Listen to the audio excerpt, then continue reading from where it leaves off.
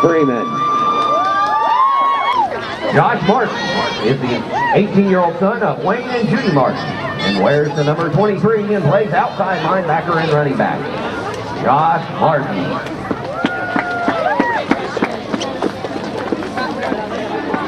Anthony Miller is the 17-yerold son of Ken and Paula Miller. He wears the number 57 and plays middle linebacker. Anthony Miller. Vernon Peters, the 17-yerold son of Vern and Heather Peters, wears the number 69 and plays defensive and offensive lineman. Vernon Peters. Jake Reeves is the 18-yerold son of Mike and Tammy Reeves and wears the number 10. Plays wide receiver and tight end. Jake Reeves.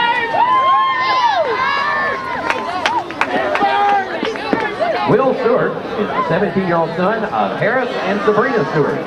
He wears the number 32 and plays defensive end and fullback. Will Stewart. Zach Woody is the 17-yerold son of Ron and Jennifer Woody. He wears the number 58 and plays defensive end and guard. Zach Woody.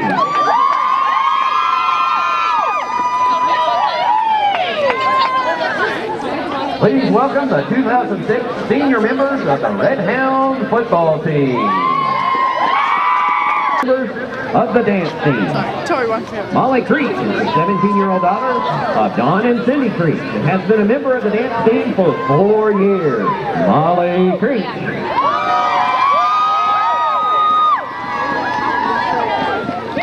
Mallory Head is the 17-yerold daughter of Donnie and Jane Head and has been a member of the dance team for 3 years and a cheerleader for 1 year. Mallory Head.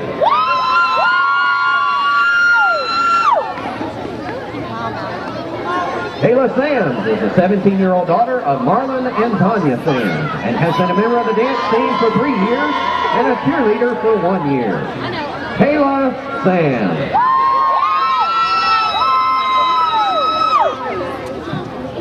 Danielle Shelley is the 17-yerold daughter of Joanna Beavers and Denny Shelley and has been a member of the dance team for 4 years. Danielle Shelley.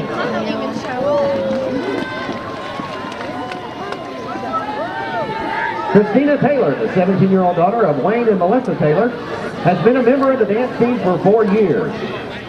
Christina Taylor.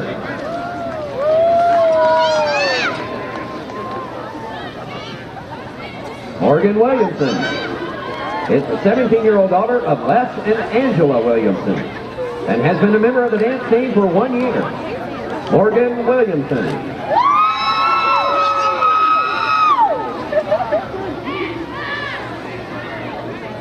Let's welcome the senior members of the CHS dance team.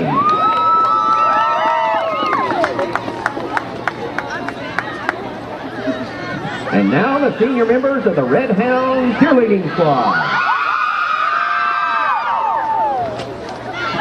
Mary Beth Simon is the 17-yerold daughter of Julio and Tracy Simon and has cheered for 4 years. Mary Beth Simon.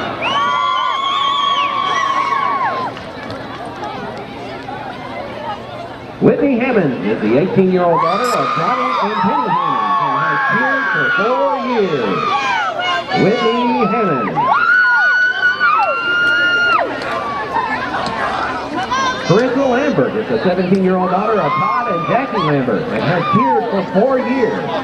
Carissa Lambert.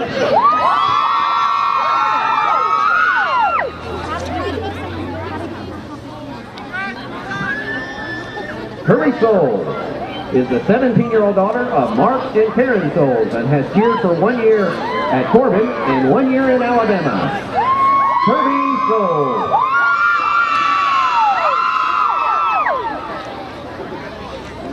Let's welcome the members of the Corbin High School cheerleading squad.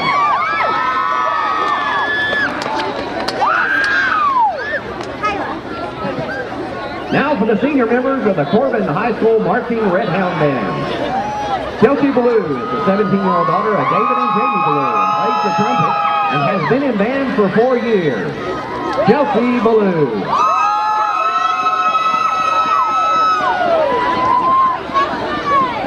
Rachel Kane is the 18-year-old daughter of Leslie Hampton and plays the flute and has been in the band for 4 years. Rachel Kane.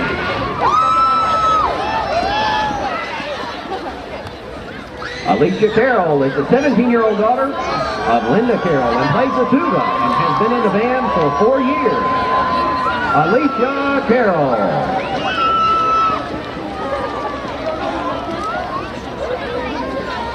Richard Doan is the 17-year-old son of David Doan and Eddie and Cindy Nash. He plays percussion and has been in the band for 4 years. Richard Doan.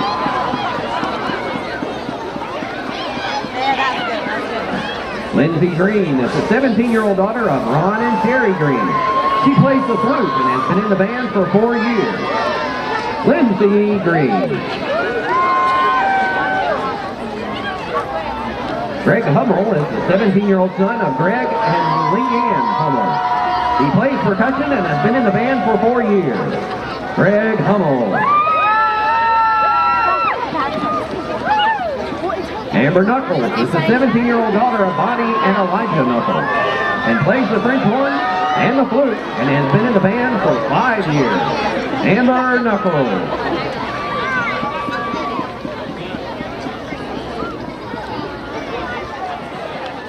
And Jessica Stouffer, the 17-year-old daughter of Jeanette Stouffer and Barry Stouffer, performed as a drum major for the first year, or 1 year, and has been in the band for 3 years, playing the saxophone, as well as the color guard for 3 years. Jessica Stouffer. Let's congratulate all the senior members of the Redhound football team, dance team, cheerleaders, and the band.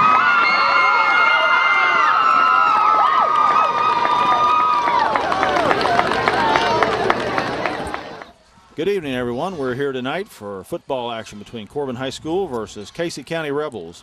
Casey County comes in with an identical record to Corbin tonight, and both teams are undefeated in the district. This is an important district game. Wins at this time of year are important for getting home field advantage as long as you can in the playoffs. Casey County defeated Garrett County last week, another district foe, and that was the first time in school's history that Casey County had defeated Garrett County. They beat them 24-0. The Rebs forced Garrett County into 3 turnovers and committed none last week. Casey County gained 298 yards on 45 rushing attempts, and they held the Garrett County team to a total of 202 yards. Garrett only got inside the Casey County Rebels 20-yard line 1 time.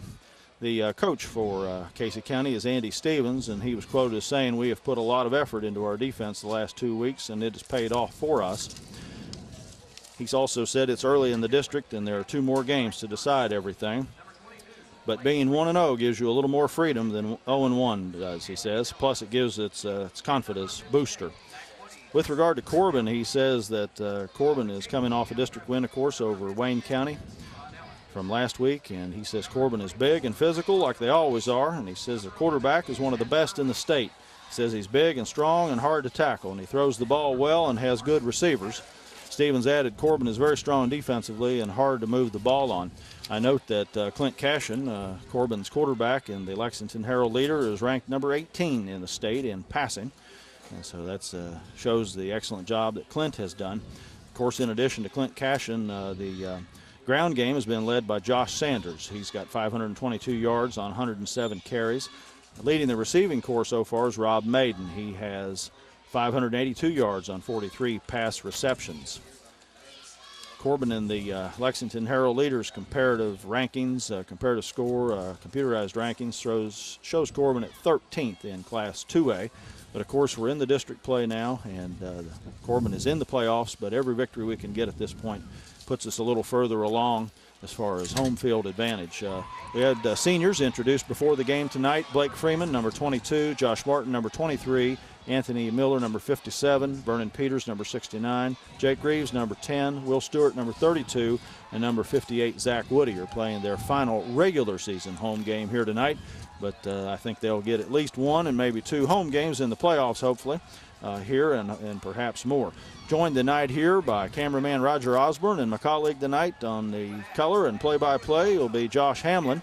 Josh, you're a senior at Corbin High School, and you helped us out last week with the big game over at Wayne County, and that was a big victory for Corbin. What do you look for here tonight? Well, I look for Corbin to beat Wayne County pretty easily. I think that everything's starting to click for us, and I think the offense will come together tonight and we'll put up a bunch of points. Well, we're getting ready for kickoff, and we'll be ready here in just a moment for kickoff. So we're going to take a real quick break, and we'll be right back on for kickoff. Hey everyone, we're back for kickoff. Corbin's kicking off, Casey County receiving. Martin to kick off. 23 Josh Martin kicks, line drive kick. We got a reverse from Casey County. Up the sideline, he's got a hole. He's going to be brought down to 35 with number 20, Rob Maiden. I believe that was number 10, Jared Howard, that wound up with the ball. He took the handoff actually from Marcus Patterson, who I think received the kick. Patterson, we understand, number 4 is usually the quarterback. We understand that quarterback for Casey County, 6'3", 205 pounds, rather big young man. And Corbin coach Steve Jewell was quoted in the local paper as saying that they're primarily a run team, but that this young man is also excellent. We also have number 15 who plays quarterback some as well for Casey County. And let's see who's starting the game there. Yes, we got 15. It looks like Patterson's in the backfield. They're in I formation, 2 wides. Toss to Patterson, and he's hit by Martin for a loss of about 5 yards to about the 30-yard line. Excellent tackle, excellent defense there. Penetration by Josh Martin. Back to the 30-yard line. That'll be second down and about 16. Make it 15. A little cold here tonight, Josh, but I don't think it'll be cold enough to affect the game. What do you think? I don't think it'll be cold enough to affect the game at all. No rain. Looks like a pretty nice night.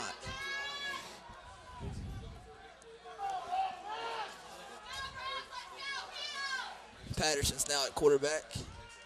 Handoff number 25. He's tackled by number 65, Sean Nolan.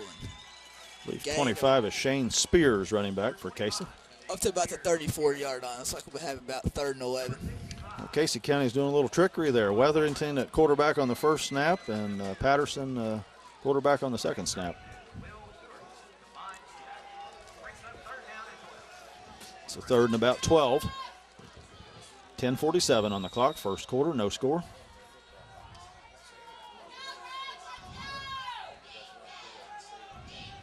Looks like we got Patterson again at quarterback. Play action fake, looks deep. And it's hit to number 10, Jared Howard for the touchdown, Casey County.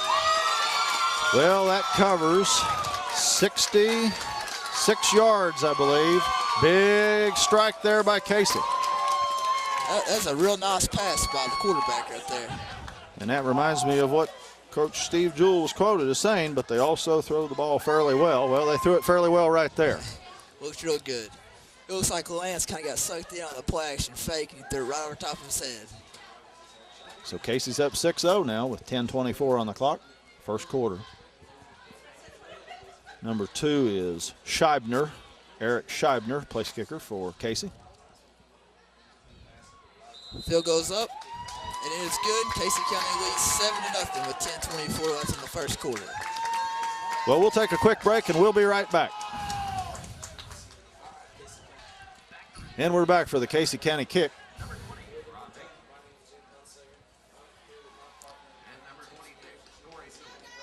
Maiden and Sewell back deep for Corbin to receive the kick. Well, Casey County strikes quick and strikes fast here, surprising everyone to go up 7-0 early in the first quarter. Hopefully Corbin will be able to rebound quickly. Wayne County fakes the onside kick, it looks like right there, trying to do a little surprise.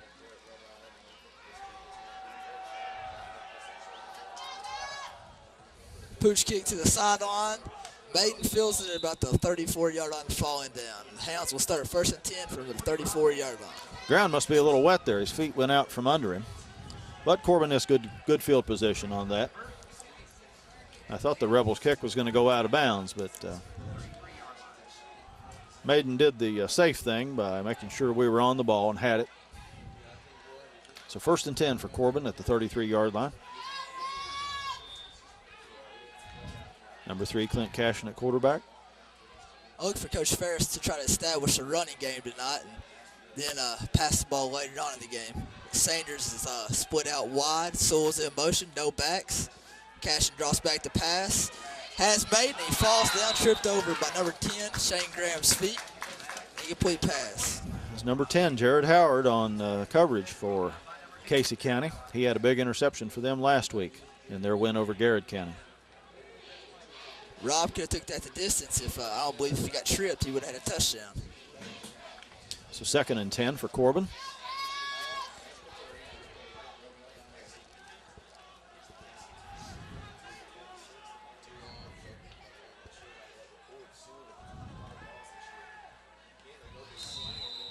Quick slant to Maiden. Close to first down yardage. I think he's going to be about a yard short. 3rd and 2.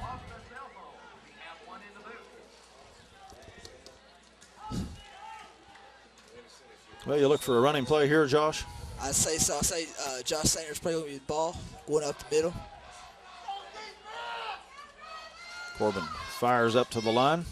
We got Maiden at tight end. Usually when he lines up, we try to do a quick pass. But it's hand off to Sanders. He's got the first down at about the 45-yard line. 1st and 10 for Corbin from there. 9:39 remaining in the first quarter.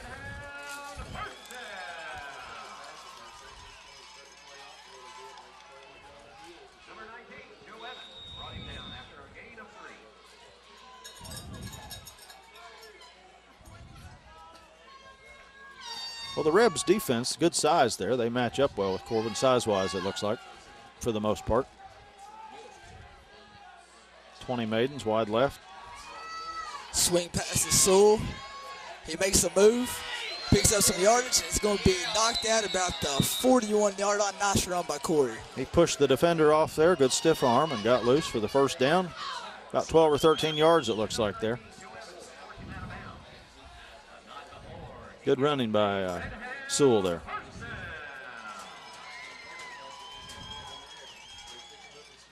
Corbin 42 yards from pay dirt.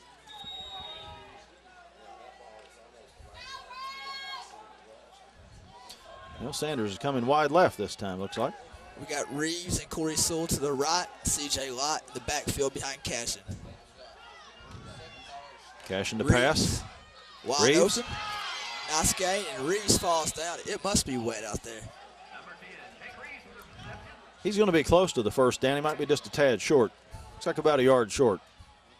Might be a little dew on the grass there, a little condensation. Need the longer cleats, I guess, tonight.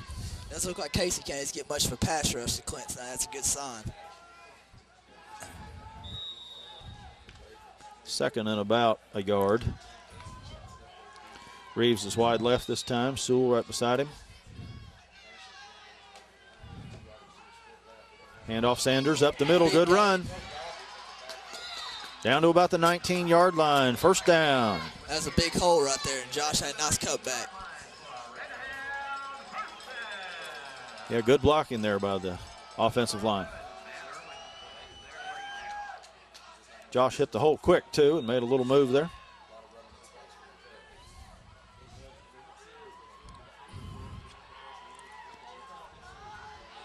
Cashin in the shotgun.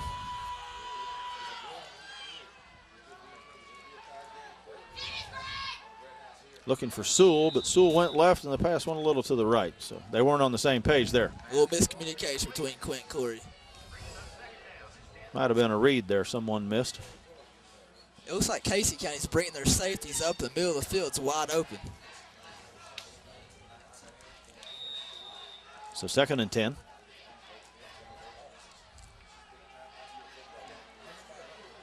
Looks like Cashin's still getting the play.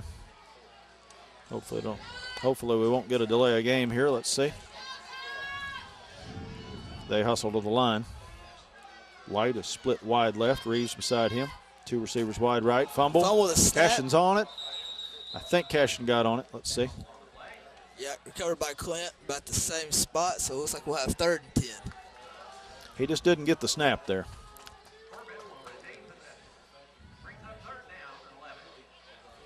So slight loss on the play of about 1, 3rd and 11. Wagers checking in. Jordan Wagers, junior, number 2. Jake Reeves, a senior, coming out, number 10.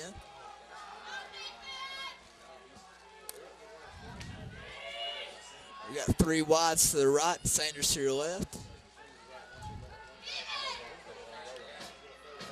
There was some contact there between the defender and the receiver Wagers, but no penalty flag. Incomplete pass. That's going to bring up 4th down and 11. Be an interesting call. I guess you go for it from that distance. Probably too far for a field goal. Too far for the field goal. No use for the punt. 7:25 remaining in the first quarter. Casey leads by 7. Corbin with a big 4th down here.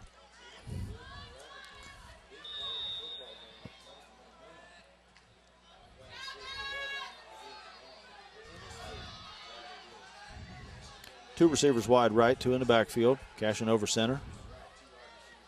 Back to pass. You got a screen. It's intercepted. Intercepted. Not the greatest pass. The defender was there, and that's one you either throw over his head or fake pump and try to get him to commit and then throw it over his head. Well, Clint rolled out to his right and thought he had the whole defense. Number 24 made a nice play, stayed at home, and looks like the ball is intended for him. It's a big break for Casey County. They take over now at the 35-yard line. 1st and 10. They lead 7-0. 7:18 still remaining here in the first quarter, so it's early, plenty of time. We got lucky. He had to stop the interceptor. He might have been gone. Cashin had a few interceptions last week in the first half, but he eliminated those second half, so hopefully that's his last one for tonight. Quick hitter to the fullback. Looks like he's up to about the 43-yard line.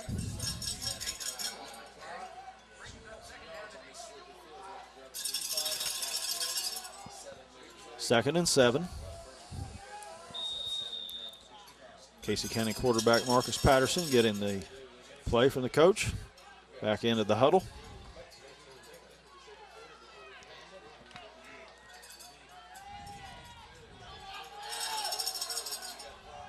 Two receivers right, 1 left. 2 backs right behind the quarterback. He gives to the deep back. 25. Spears. He got about 4 or 5 yards there. That's a tough run right there by the running back. Tackled by Clint Cashin, coming up from the safety position. 3rd down and about 2.5. I'm noticing that Joseph Hamlin didn't start tonight. We got number 41, Joe Mitchell, out there on the far corner.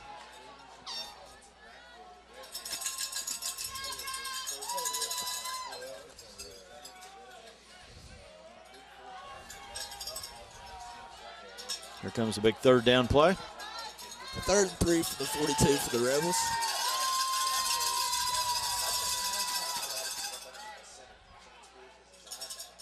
First back gets the carry.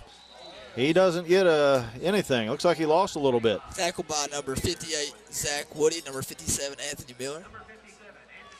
So big 4th down play here. Let's see what Casey decides to do.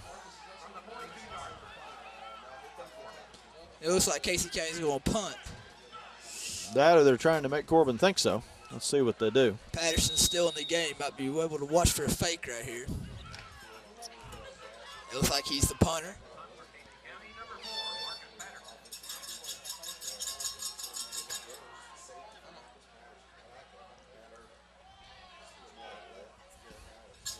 Snaps all the way through. Takes a couple steps and gets this kick away. Patterson does. So down about the 23-yard line, Corbin's going to take over 1st and 10. So pretty good punt as it turns out there with the roll. 4:53 remaining. Casey County leads 7-0.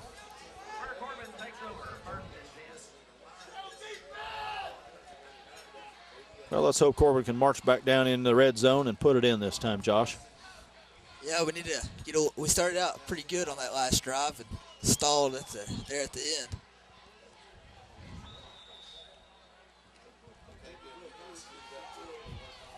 We have 5 wides on the field, 4 to your right. Looks like we got a false start. Let's see what the call is.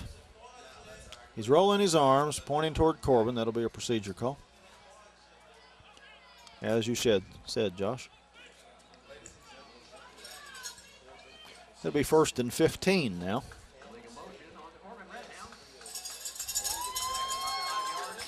Well, Corbin just made it a little tougher here. I think they'll do all right. Still in decent field position.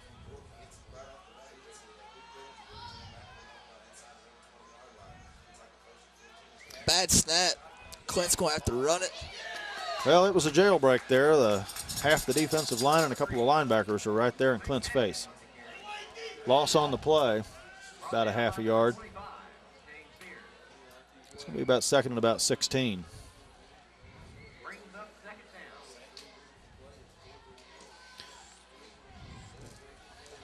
They've put the ball down at the 17. Corbin needs to come to, it looks like almost the 34 to pick up a first down, so that's close to 17 yards to go. We'll go that 5 wide set again. Clint's the only guy in the backfield. Quick screen to Sewell. Sewell gets the outside. We got a flag, and it's probably going to be a holding call. Number 2, Jordan Wagers. Yanked somebody down by his jersey. That can do it. Well, that's a shame because the play picked up just about first down yardage. But it's coming back. Corey's had a couple nice runs tonight. That one, of course, going to get brought back for the penalty. So it'll remain 2nd down with that penalty. I can't imagine Casey taking the play. Let's see what they decide to do. They're pointing to move Corbin back.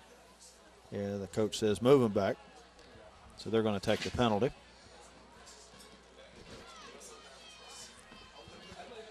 And the Redhounds march back toward the goal line. Now they don't have good field position. They've got the goal line right behind them.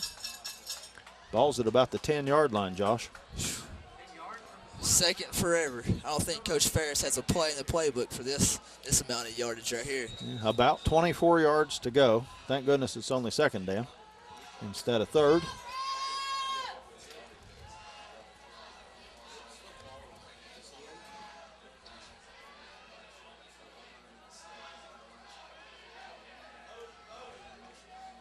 Sanders in motion. Clint back to pass. And big rush. Sacked. He goes down at about the 8, Josh. Well, he was looking. He didn't see an open receiver and had to hold the ball a little longer. And here came the rush from the backside. Corbin needs to pick up a little bit of yardage right here and get some field position back. Ball at about the 7. So 3rd and about 27. Yeah, they'd sure like to get out of there in case you have to punt from back there.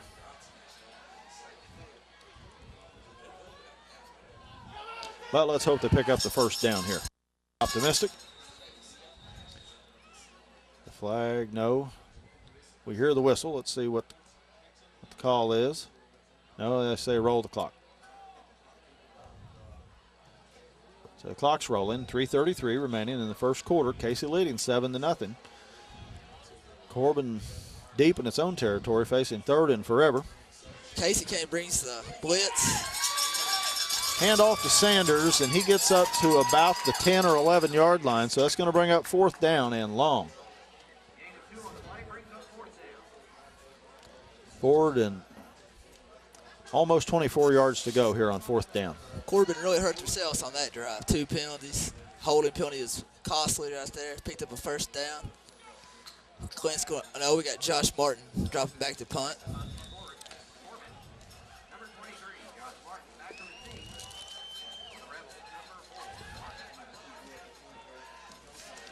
We got a good snap. Martin gets a low line drive, and it hits about the 47. It's going to roll dead at about the 35. Touchdown by number 10, Jake Reeves.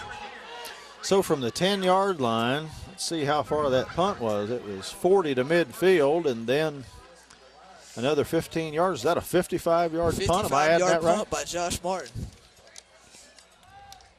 Well, we sure needed that. changed a little bit of the field position right there. Well, I'm reminded of what the Casey County coach was quoted as saying about his team being 1-0 in the district. He said it was a confidence booster. Well, at this point, leading Corbin 7-0, and Corbin having a little trouble getting on track, that's odds are going to give KC Rebs just a little more confidence here. So Corbin needs to snuff this out quickly.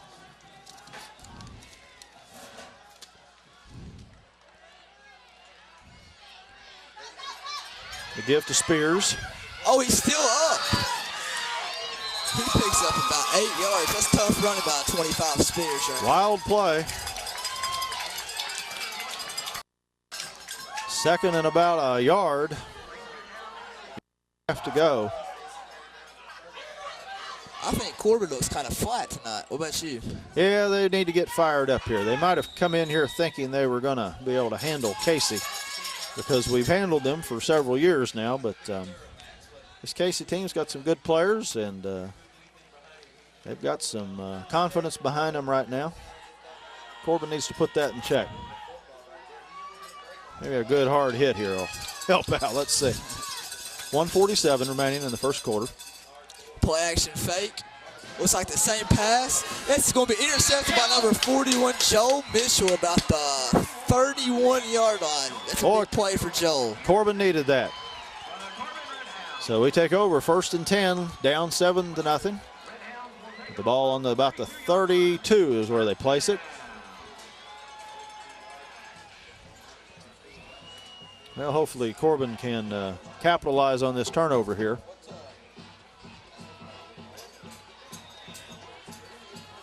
It looks like Patterson was just throwing that ball to a spot right there. It was a good looking pass, except it was more to the defender.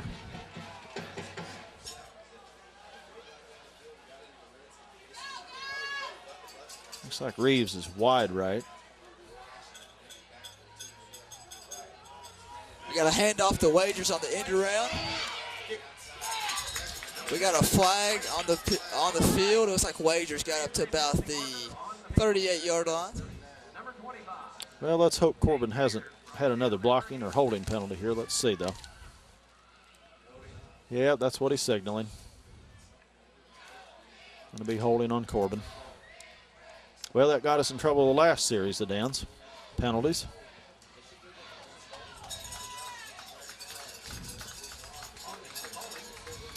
There goes the ref, marching it back to about the 25.5-yard line. Corbin's got to come up to about the 42 for a first down. So I guess it's 10 yards from the point of infraction, I believe, on that penalty.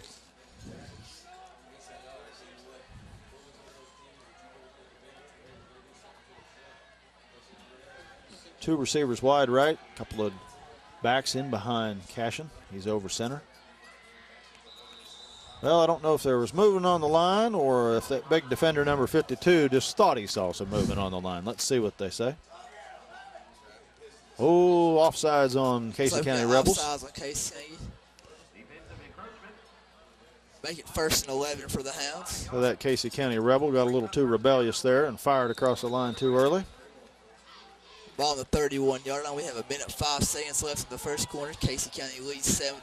1st and 11 for the Hounds at the 31.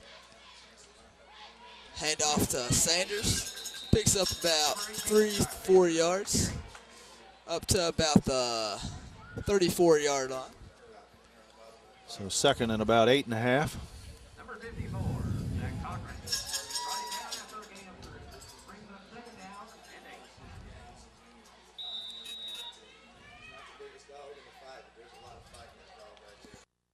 8. Down to 30 seconds remaining here in the first quarter.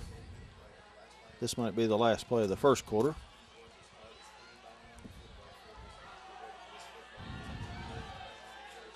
A little confusion there on the line. A little dancing around. Looks like we got another offsides penalty on 52. He looks like he's real anxious to get through the line. There they go. 5 yards against Casey County. Thank you very much. It'll be about 2nd and 3 for the Hounds from the 39-yard line.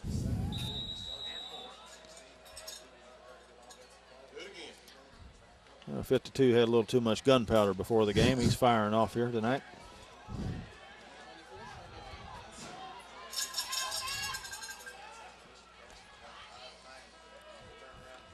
And off to Sanders. Good run going. First down. Nice run by Josh up to about the 47-yard line. That'll end the first quarter. Well, Casey leads 7-0 here coming to the end of the first quarter. We're going to take a quick break, and we'll be right back with second quarter action. We're back for the start of the second quarter. Corbin with the ball. 1st and 10 at about the 46-yard line. Hopefully Corbin will punch through on this series here and put it in the end zone. They're down 7-0 at this point. Corbin was predicted to win this game easily, but it's turning out anything but.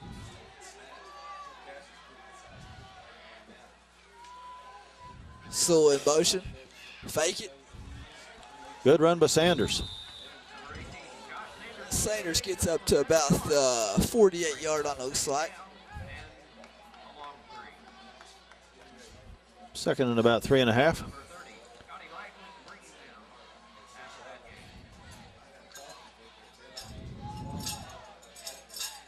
Let's see if we stay on the ground this time. That'd be my guess.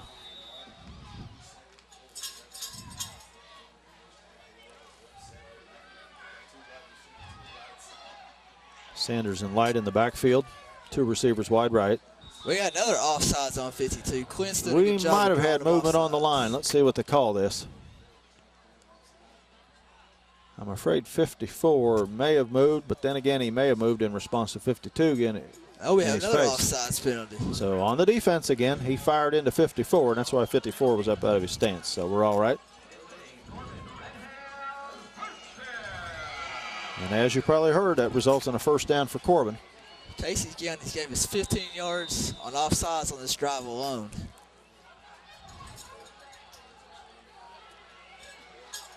Corbin hustles to the line. I formation. Light and Sanders behind Cashin. Hand off to Sanders. Hits the hole hard. Josh has got some room. Makes a move. He's going to be down to about the 20-yard line. Nice run by Josh right there. Takes it from the 43 down to about the 20, so roughly 23-yard run there. Excellent run.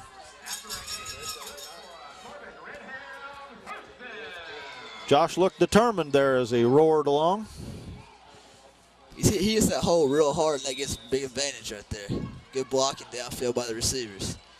Well, this is about where Corbin got in the first quarter. We got down to about the 19 installed, so let's hope we push through here. Hand off to Sanders again. Moves to Powell. Gets 4, almost 5, as he bulls ahead.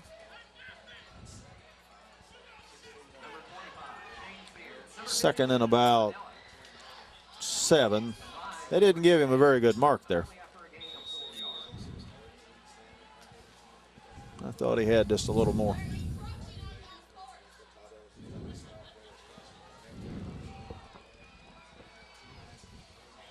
Sanders is wide left this time. Sewell coming wide right. We have Light in the backfield, Wagers in the slot. Looks like we got a screen out the outside to Wagers. Makes a nice move. Gets to just inside the 15-yard line. That's going to bring up about 5 to go. It's closer to 4.5 or so. So 10 minutes now remaining in the second quarter. Corbin still down by 7, hoping to tie it up here.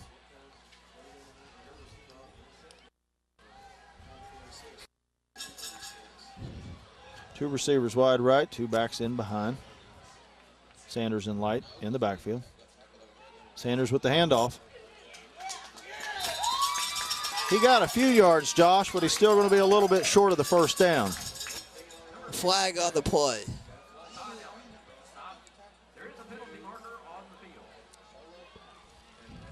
Well, let's see if Casey grabbed a face mask.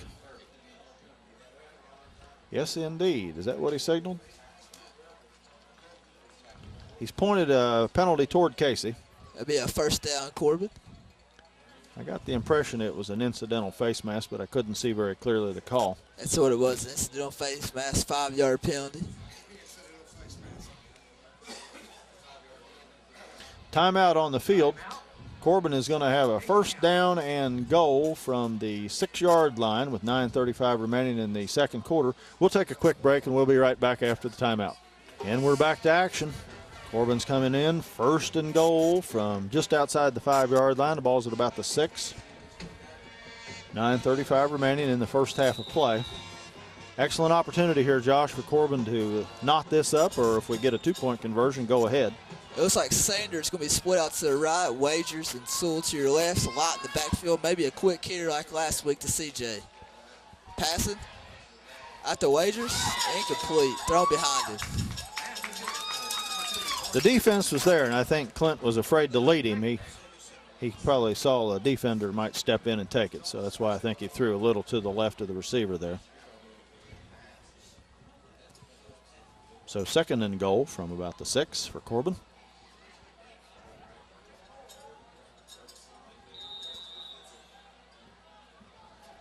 I thought we might see Josh Sanders.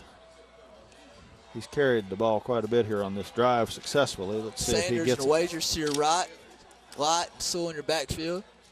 You got the toss to Sewell. He cuts it up, and he's going to be in for a touchdown. Awesome. Touchdown for Corbin. 7-6. Let's see what we do for the extra point here. Is the kicker coming on?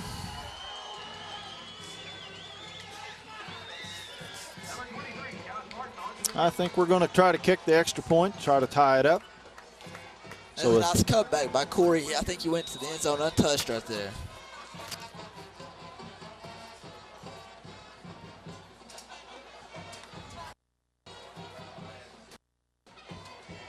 Wagers misses the extra point. Looks like it was tipped at the line, and after a 6-yard run by Corey Sewell, the Hounds still trail 7-6 with 9:27 left in the second quarter to the Casey County Rebels. And we'll take a quick break. We'll be right back for the kickoff. All right, we're coming back for the Corbin kickoff. Well, Corbin down by 1 point here with 9:27 remaining in the second quarter. I doubt we'll do an onside kick here, but let's see what we do.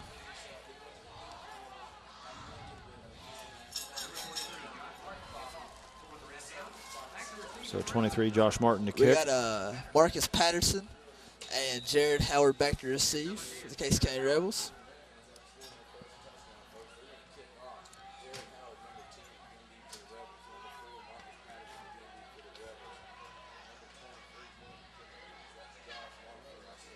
Josh Martin kicking off.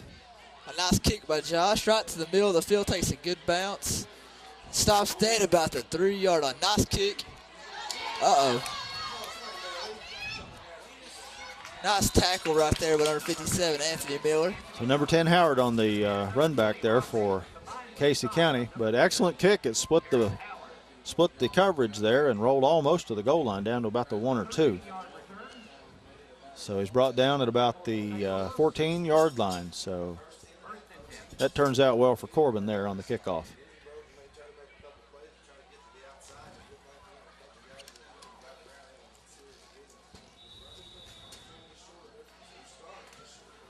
And number 4, Patterson, back in at quarterback for Casey.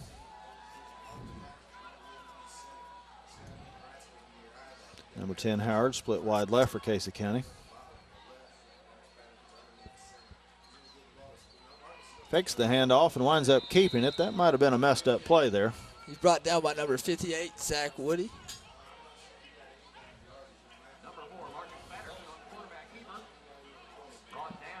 Might have lost a little bit on that play of about a yard or 2.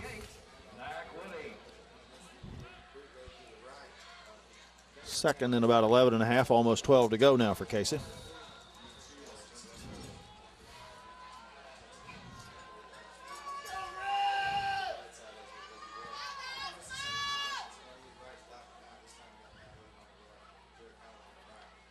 Handoff to the first back through, and he's grabbed quickly, Josh.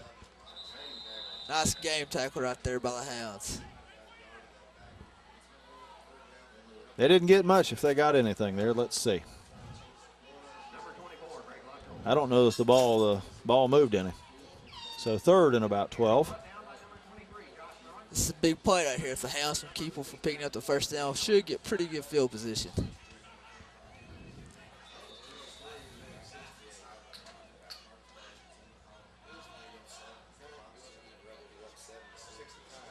Here comes the Rebs to the line.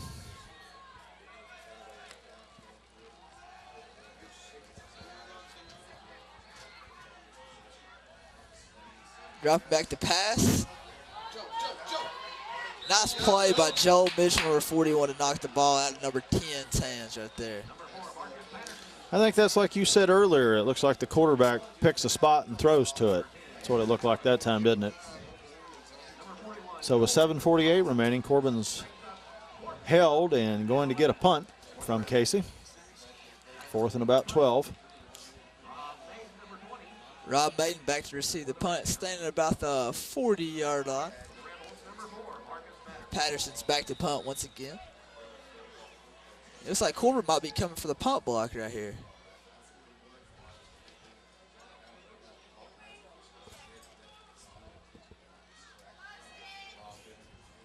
Nice protection. Rob picks it up at about the 43, makes a move. Falls forward to about the 37-yard line. That's where the Hounds will start out 1st and 10. 7:38 left in the second quarter. Well, Maiden does a good job there handling the punt, bringing it up to the 38 where Corbin takes over. Well, good field position for Corbin here. Opportunity to get another score on the board perhaps. And they need it. Down by 1 point. We got Sanders far to your left, and we got Maiden, Reeves, and Wagers to your right, and Light in the backfield. Clint rolls out. Got Maiden across the side right there. Nice catch by Maiden. Looks like he's going to be down about the 22-yard line. Be a first down for the Hounds. First down to about the 22, yes. Well, Cashin had time to pass there. He rolled out and had time to eye the receivers. Finally spotted one in the open.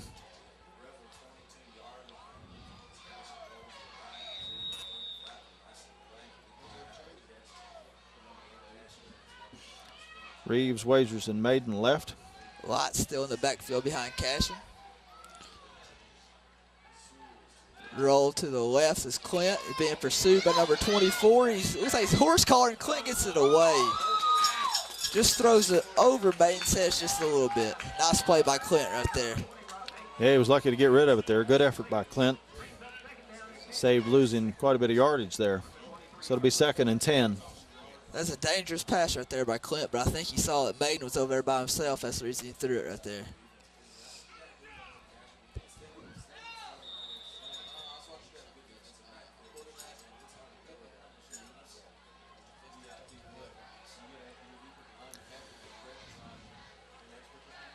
Cashin gives the play to the other members of the team. Up to the line they come. Maiden wide right. Timeout for Corbin. About to call a timeout, their first timeout of the half. Well, that'll give us a chance to take another quick break. We'll be right back. And we're back to action. Corbin's back on the field with the play. 2nd and 10 here with 7:09 remaining in the second quarter. We got Maiden to your right. It looks like Reeves to your left. Sewell in motion.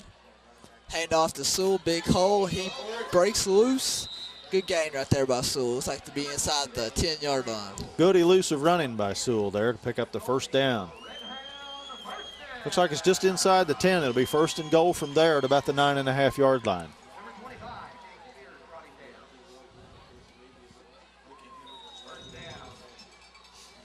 Looks like they put the ball about right on the 10-yard line. Gain of 12 yards by Sewell. Nice run. Clinton shotgun. C.J. Lott to his right. We got Maiden in the slot. Sewell to his right. Maiden back to pass. Penetration. Or Clint back like to we got a pass. flag. He throws it into the end zone. Cashin does a little bit to the left of Sanders and tries to make a diving attempt.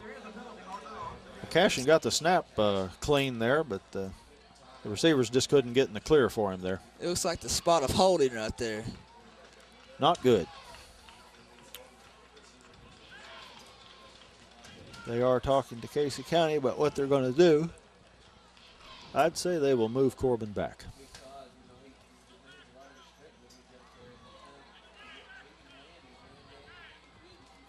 They're marking it off. All the way back to about the 20-yard line, Josh. That's a big penalty right there because it's 1st and goal still from the 20-yard line, so Corbin can't pick up a first down.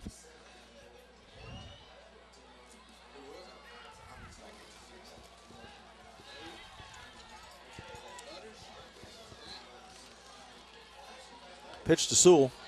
Good Good cut run. by Corey. He's got the outside, cuts back in. It looks like he's got another touchdown. Touchdown. 20-yard run by Corey Sewell. Well, that's a great run there. He made Nice run by Corey. a number of moves to get in there. So with 6:32 remaining, Corbin scores again. That makes it 12-7. And now let's see if we go for 2, having missed our kick on the first attempt after the point, after It the looks like touchdown. they'll go for 2. Looks like Clinton will be coming back out. It's a nice run by Corey right there. 2 touchdowns in the first half.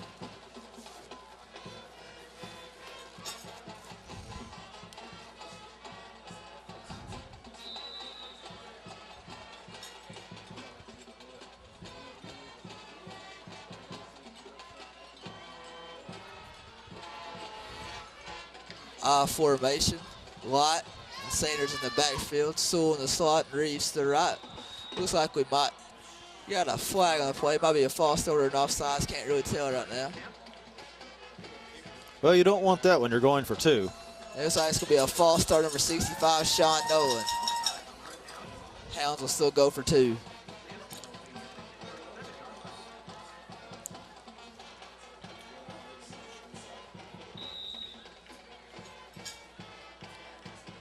Making it hard on ourselves here.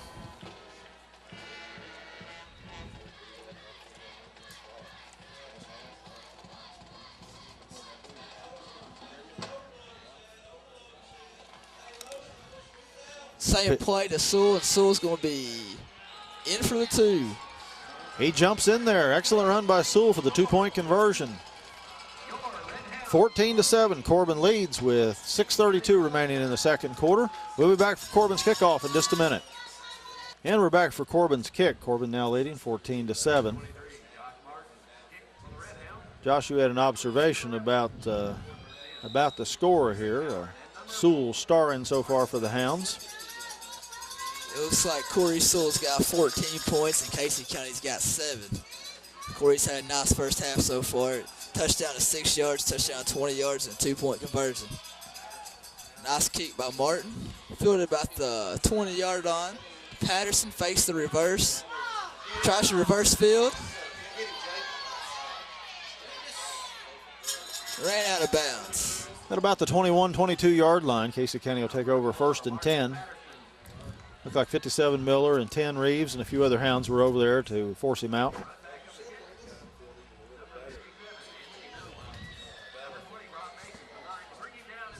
And 20 Rob Maiden was over there as well. We hear. Well, I believe the Casey County player would have been better off going ahead with the reverse instead of keeping the ball.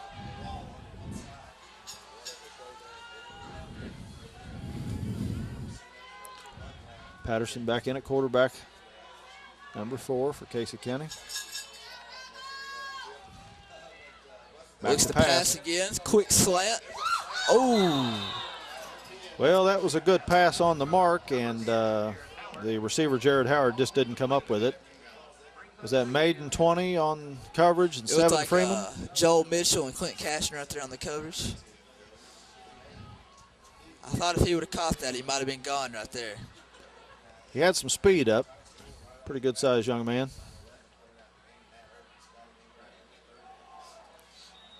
So 2nd and 10 for Casey County.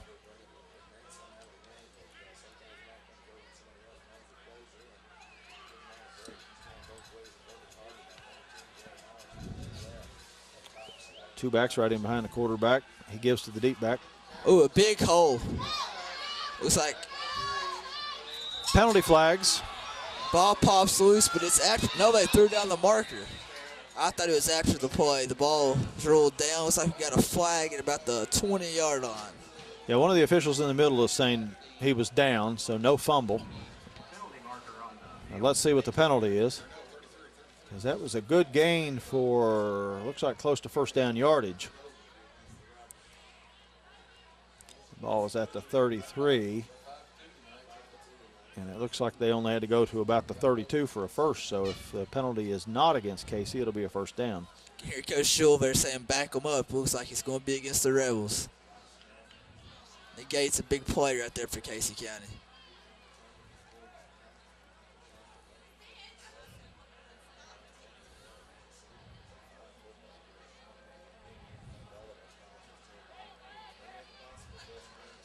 All right, they're marking it off against Casey. Looks like he's signaling holding against Casey County.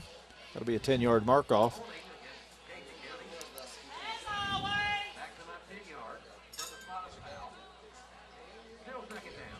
Ball's going to be down at about the, looks like 11.5-yard line. Casey County's got to get to about the 32-yard line for a first down. So it'll be 2nd 21 for the Rebels. Look for Patterson right here to go to Howard right here on the corner. 5:50 remaining now in the second quarter. Drops back, hits Howard. Nice tackle right there by Joel Mitchell. Good play right there by Joel. And Howard got about 12 yards, so that'll bring up about 10 yards to go on third down. So 3rd and 10 now for Casey. And Joel did a good job right there. If he'd got by him, he probably had a touchdown. Joel made a good tackle right there.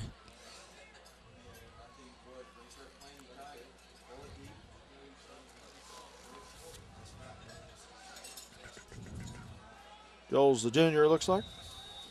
Catcher on the baseball team.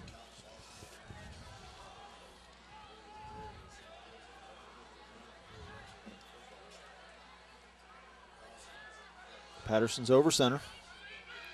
2 backs behind him. Back to pass. Throws to the right.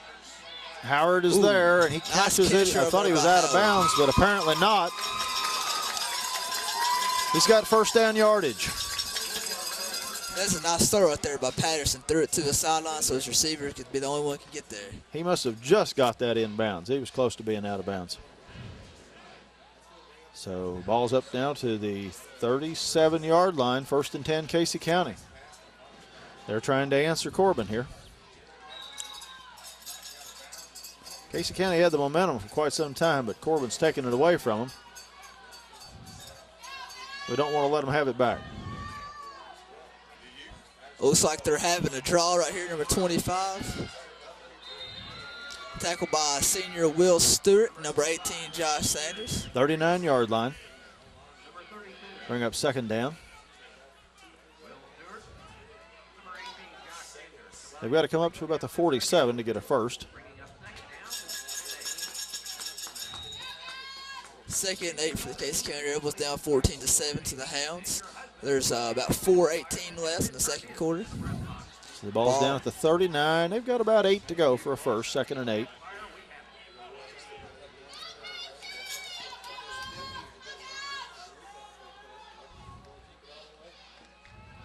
I believe that play was a broken play, and the quarterback about gets broken. 3 or 4 of the Hounds had a hold of him there. Look, maybe to be like the triple option right there, and the Hounds snuffed it out good. He might have got a half a yard based on where they're marking the ball there. So 3rd and about 7. That's a generous spot right there.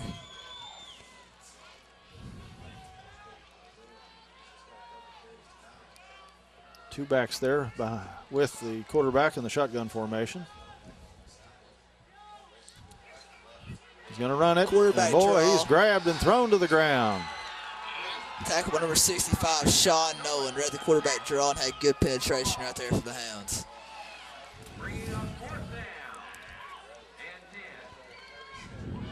Sean's a 5'9", 275-pound junior. Big play there.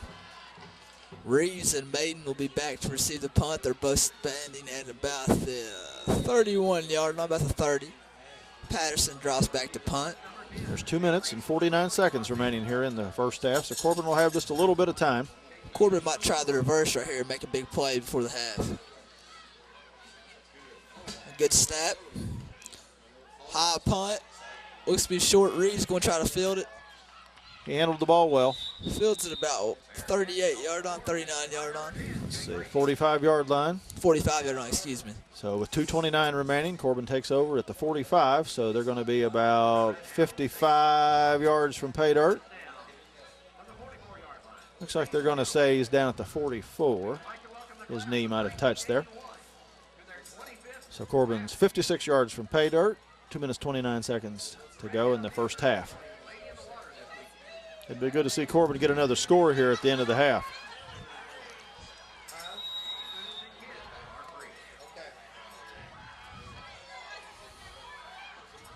Cashin rolls out. He looks deep, and he's got Corey Sewell. Tip to him. Sewell almost had it. Interesting play there. Incomplete. That's a good call right there by the referee. Well, the ref is saying that it's a reception. He's saying it's a reception. Let's see what they're doing. The official on the side says it's a reception. Let's see what they're calling. The officials are talking. I don't think that could be a fumble. They ruled the play dead, it looks like. But the official on the side is trying to say it was a catch, but by who? Jared Howard made a nice play right there for the Rebels, number 10. Tipped it right to Sewell, and Sewell looked like he had it in his hands and didn't even make a move. We got an incomplete pass. Good call right there. I think that's the right call.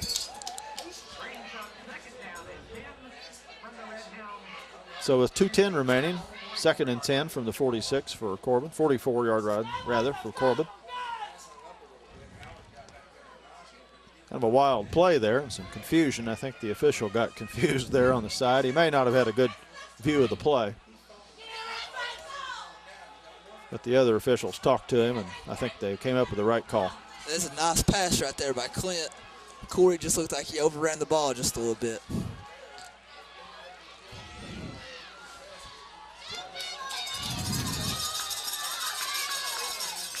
The official blows the whistle, says it's official timeout. Let's see what's the problem. Signal to the sidelines that it's 2nd down. Yeah, it should be 2nd and 10.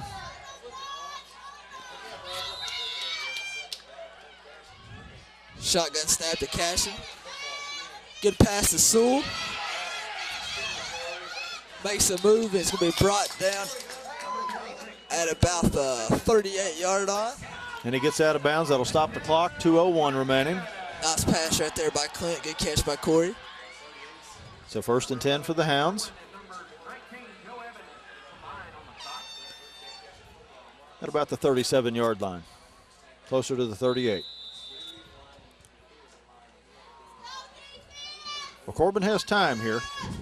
38 yards to cover in 2 minutes. Still got 2 timeouts left. I think we're in good shape right here.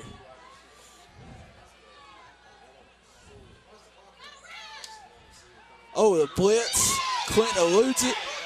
Runs into Woody. It's brought down about the 36-yard line, it looks like. 37-yard line. Timeout. Corbin calls time. Looks like they mark it for no gain on the play. It's going to leave a 2nd down and close to 10. It might have been a slight loss on the play. So with 1:34 remaining in the half, Corbin calls time. Is going to talk it over. Well, we look a little sluggish on that play, but hopefully we can rebound here. We still got time to do something before the end of the half. We'll take ourselves a quick break, and we'll be right back. Back with Corbin with the ball, 2nd and 10.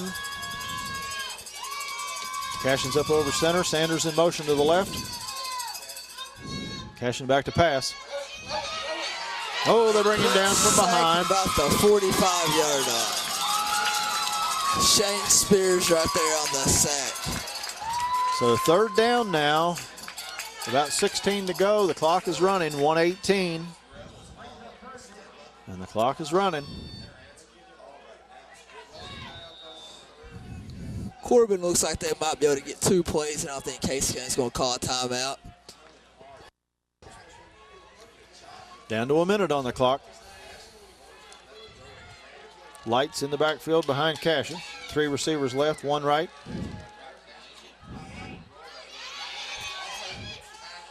Oh, throws it over Baines' head. Clint was hit hard right there in the backfield. Of course, Cashin rolled to the left and was then throwing, so that's always a difficult throw for the right-hander to roll left and then throw downfield. Clint's walking off the field awful slow. Looks like he got hit pretty hard the last couple times. And Corbin is sending on the punt team, I believe, with 4th down here from the 44-yard line, 47 seconds in the half. Just got to make sure right here we get a good snap. We oversnapped Martin's head last week. Just need to get a good snap right here. Casey County's not got anybody back.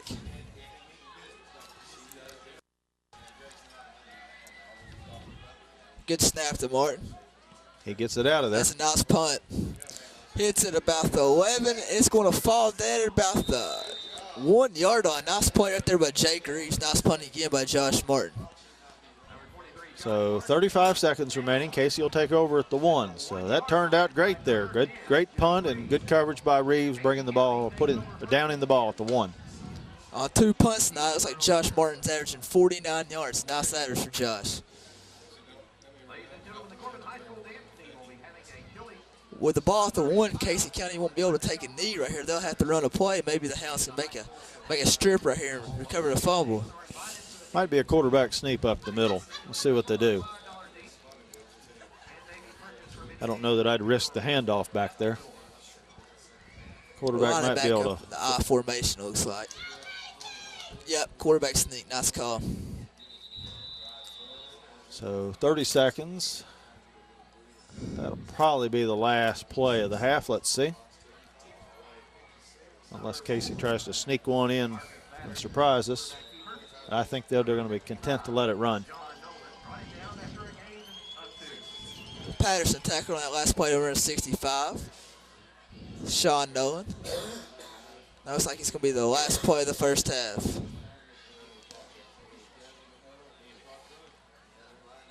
Well, Corbin leads 14-7 going to halftime. Josh, we appreciate you working with us, and I hope you can make it back for another game or two before the end of the year. I appreciate you having me. And we'll be back in a few moments for second half action.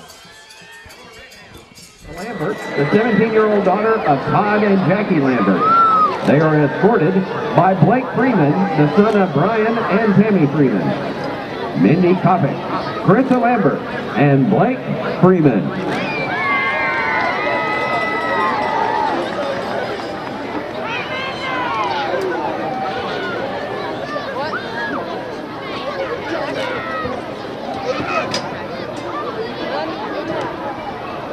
Next, we have Whitney Hammond, is the 18-year-old daughter of Connie and Penny Hammond. Kirby Souls is the 17-year-old daughter of Mark and Karen Souls. They are escorted this evening by Josh Martin, the son of Wayne and Judy Martin. Whitney Hammond, Kirby Souls, and Josh Martin.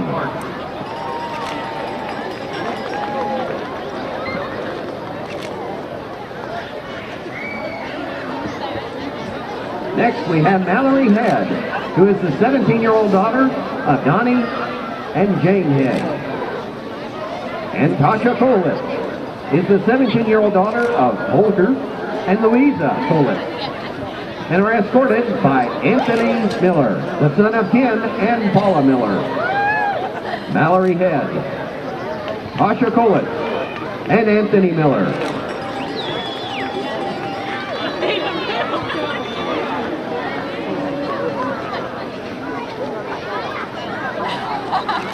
Next, we have Morgan Williamson, who is the 17-year-old daughter of Les and Angela Williamson. Her escort, Vernon Peters, is the son of Vern and Heather Peters. Morgan Williamson and Vernon Peters.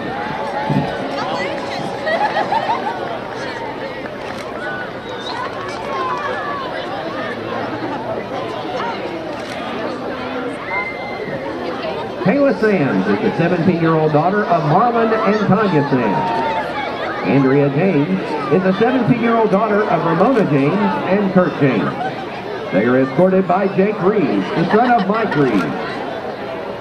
Kayla Sands, Andrea James, and Jake Reeves.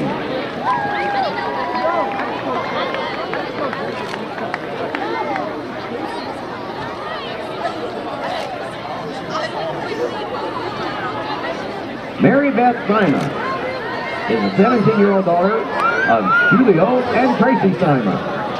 Caitlin Nicole Cup is the 17-year-old daughter of Dennis and Linda Cup. They are escorted by Will Stewart, the son of Harris and Sabrina Stewart. Mary Elizabeth Simon, Caitlin Nicole Cup, and Will Stewart. Go Williams! Jacob! Look this way. Danelle Shelley is the 17-year-old daughter of Joanna Beavers and Denny Shelley. Megan Taylor is the 18-year-old daughter of Roy and Susan Taylor. They are escorted by Zach Woody, the son of Ron and Jennifer Woody. Danelle Shelley, Megan Taylor, and Zach Woody. Ladies and gentlemen, the 2006 Corbin High School Football Homecoming Court.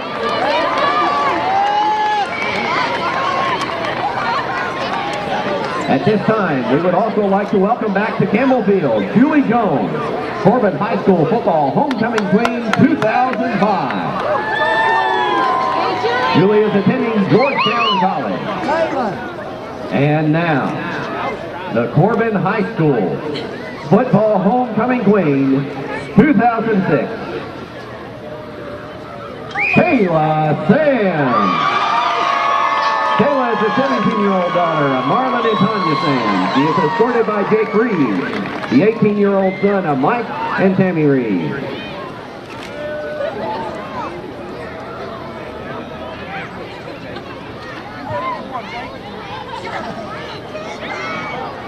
Congratulations, Kayla Sands, and to all of the homecoming court.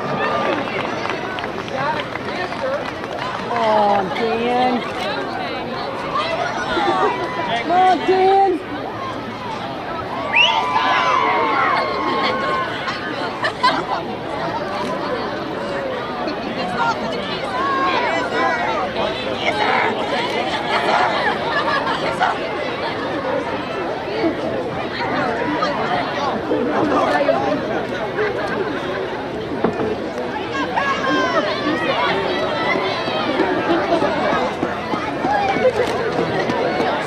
Just a few moments. I'm joined now by Les Dixon. Les is with the Times Tribune, does an excellent job with the sports there. And cameraman Roger Osborne's back for the second half with me. This is Michael Goforth. Les, you've got some stats, I think, from first half. What do you got there? Yes, sir. We'll go ahead and do a quick scoring summary of the game. Casey County got on real quick there on Corbin. Jared Harrod caught a 66-yard touchdown pass from Patterson and gave Casey County a quick 7-0 lead. Corbin came back, 2 sweeps there in the second quarter, 9:27. Corey Sewell scored from 6 yards out, missed the extra point though, 7-6, and then Corbin took the lead behind a 19-yard run from Corey Sewell, and then he added the 2-point conversion to give Corbin the 14-7 lead. Right now, Corbin leads in total yards, 156 yards on 31 plays, while Casey County has 105 on 18 plays. The key was that you take away that 66-yard touchdown pass, Corbin's held their own, limited to Casey County 39 yards since on only 17 plays. Another thing that you got Clint Cash in right now. He's completed 6 of 14 passes for 68 yards. And if you look at time of possession, it's pretty close. Casey County's had it 11 minutes, 33 seconds, and Corbin's had it 12 minutes and 27 seconds. So it's kind of shows what's on the scoreboard. Close game, hard-fought game right now. Well, Les, I read in the paper your forecast. I think you said 35-13 prediction. As I look at the scoreboard, it's 14-7 Corbin. So that's a possible outcome here. But tell me, what do you look for in the second half? It's possible, but with the way I pick games, I wouldn't. If I was a bet man, I wouldn't bet on it. But I think right now you're seeing that Corbin's starting to control the clock a little bit more, forcing Casey County to do a couple things they don't want to do. But give Casey County, credit. They're right there. They're only behind 7 points. I look for Corbin maybe to go ahead and pull this out and keep their perfect district record intact there. They've not lost in 5 years against district play, and I expect it to stay that way after tonight. Well, I suspect you're right, and I certainly hope so. Well, Casey County's back on the field warming up, and the officials are coming out. Corbin will be back out here shortly, so we're going to take a real quick break, and we'll be right back with the start of the second half in just a moment. Well, we're back to action here, getting ready for the start of the second half. Corbin leading by 7 points, 14-7. Got another exciting one half of action to to play. And Casey County is going to be kicking off to Corbin to start out the second half.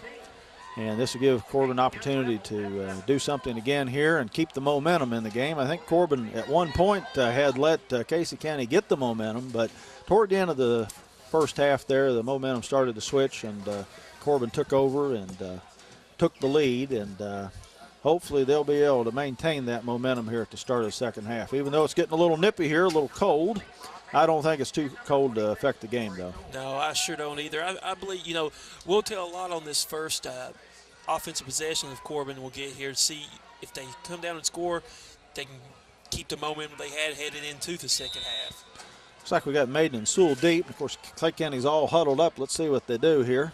A little fakery there. A little trickery. Number 2, Scheibner to kick. A little pooch kick to the right.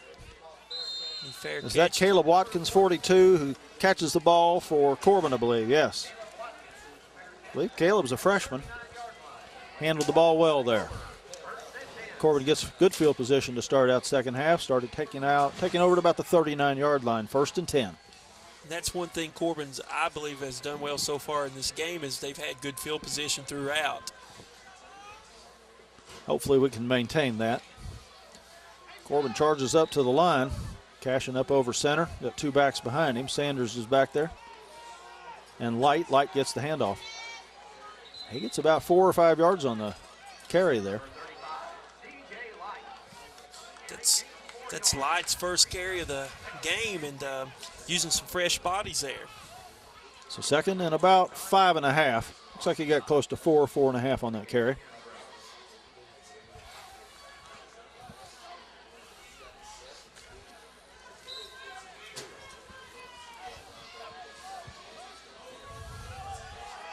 Cashing up over center.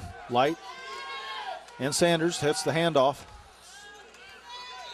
Josh gets about 3 hard-fought yards, and he leans forward at the end, but I don't think they're going to give him that extra yard. Going to bring up 3rd and short. Sanders does a good job once he gets hit by contact. He keeps moving the defenders there forward and got a couple extra yards on that. Looks like that's about 2 yards to go on 3rd down.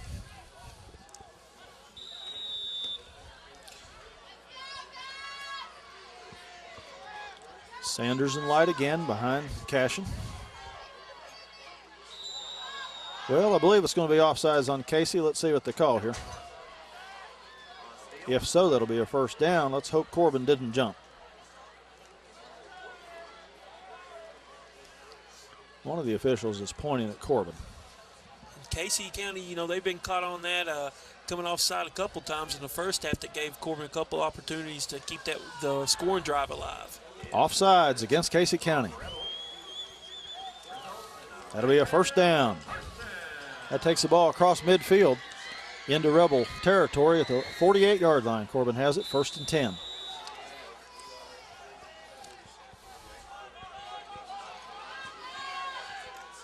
Sanders. Another good hard run for about 3 or 4 yards. Sanders is continuing his solid play. He led Corbin in rushing with 64 yards on 9 carries in the first half, and he's adding on to that this half. Looks like he got about 5 there. So with 10:20 remaining in the 3rd quarter, 2nd and 5 for Corbin. Corbin ahead by 7 points.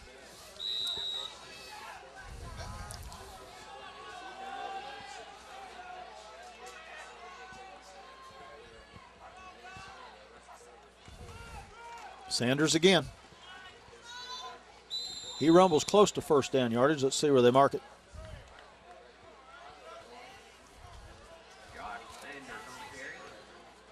It is close.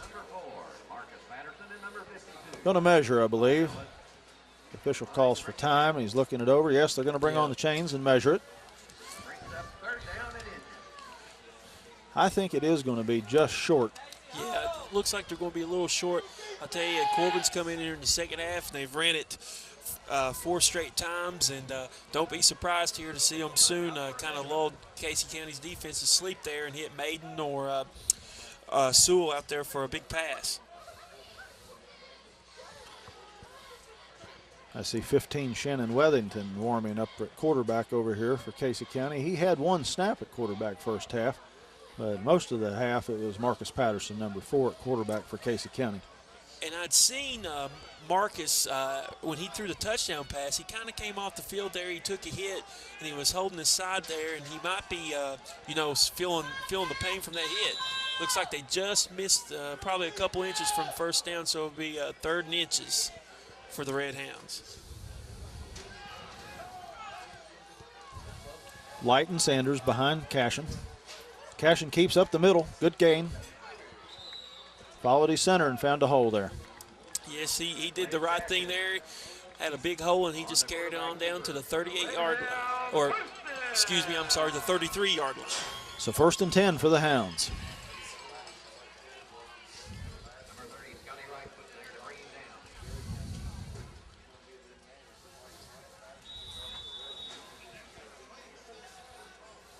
They put the ball down at the 34. 9:22 remaining now, 3rd quarter. Movement along the line. Let's see who this is on. I saw a couple of defenders, but then one of the Hounds might have jumped in response. Yeah, I know Clint was. It looks like it went against Rebels again. And their fans are not happy. No, They're a bit rebellious about that. Clint's giving a good hard count there, and he's and the Casey County defenders they're biting on it. 1st and 5.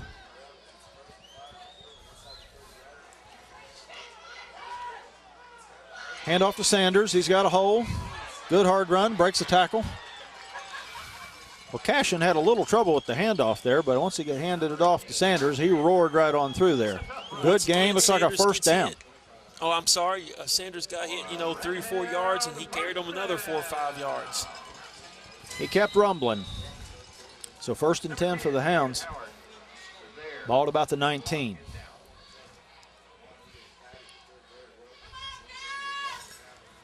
Got Reeves and Sewell split left. C.J. Light split right. Sanders on the right side at tight end. Sewell gets the ball. Penalty flag on the play. It might be a blocking or holding. Let's see what they call. Short gain on the run. Looks like it was the same type of play they ran with Sewell on 2 times that he scored the touchdowns for the Hounds. They ran the sweep outright, but looks like there's a hold. Well, that'll move it back 10 yards from the point of the infraction.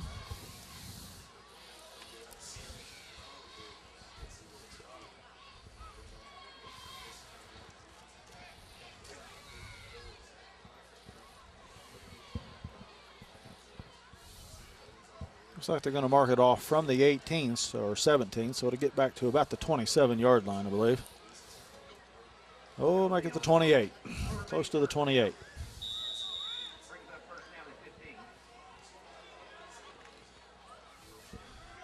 Corbin has to go down inside, just inside the 9 for a first down.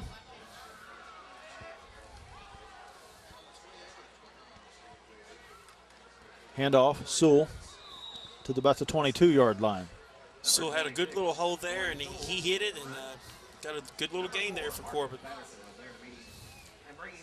He's 2nd and about 12.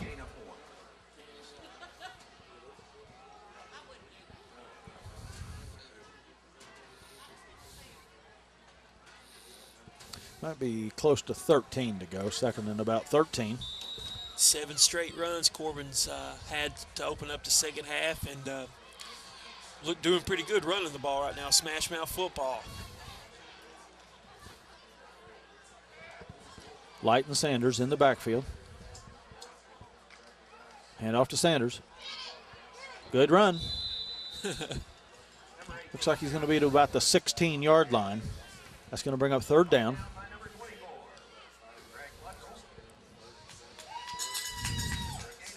Another solid run there by Sanders. Gives Corbin a little option now. They can run a little play action fake or run the ball still. Keeps Casey County's defense on their heels. Looks like about 7 yards to go for the first. 7:13 now on the clock, 3rd quarter. Corbin up by 7.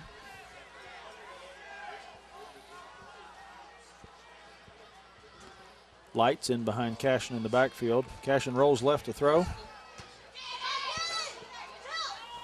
He's got his receiver. Is that Reeves?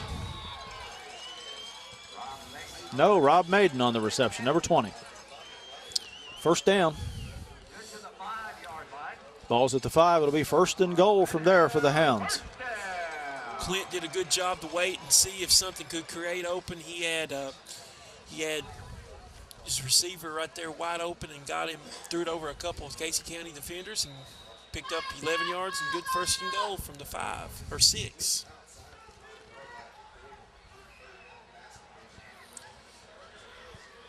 Sewell with the ball, coming to the right. Boom, he bowls his way in. Flag though, penalty flag, might be in the area of holding. That's happened a lot to Corbin tonight. We get down there close and have a holding penalty.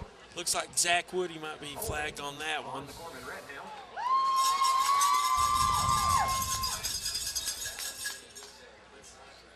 So a 10-yard penalty. He starts marking it from about the 6. Stops at about the 16. The one thing Corbin has done in this quarter, the Redhounds have eaten up the clock. They've already knocked almost 6 minutes off in the third quarter, and a touchdown here would put them in good position. First and goal now from the 16.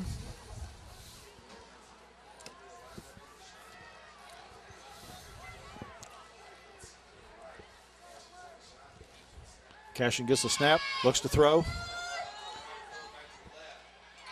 Sanders has the ball. He keeps fighting for the goal line. He's close. He's at about the 1-yard line. Looks like Sanders on the reception. I'm not 100% sure he was the intended receiver. Sewell, I believe, was in the area as well. Sewell's in the area, and I'll tell you what, you have to give Clint credit on that because he threw across the field, and that's very hard to do. He threw across the body, too, there. Very good throw, and as Sanders does when he runs the ball, he takes about 2 or 3 guys with him for an extra 3 or 4 yards. So second and goal now from about the, looks like they put it down at about the 2-yard line. Second and goal from the 2. Light and Sanders in the backfield. He gives to Sanders. He's in, touchdown. 5:25 on the clock. Corbin gets another touchdown to go up 20-7 here in the third quarter. Big important score there, Les, for the Redhounds. Great. They ran the ball 9 times, threw the ball twice. Started from 60. That's a 61-yard drive there. Great, great drive, and way to put themselves on top now by 2 scores. Jordan Wagers to kick for the extra point. That looks good. It is good. 21-7. Corbin leads. Penalty marker down. Let's see what that is. It's going to be rough in the kicker. They knocked Wagers to the ground there after he kicked it through the uprights.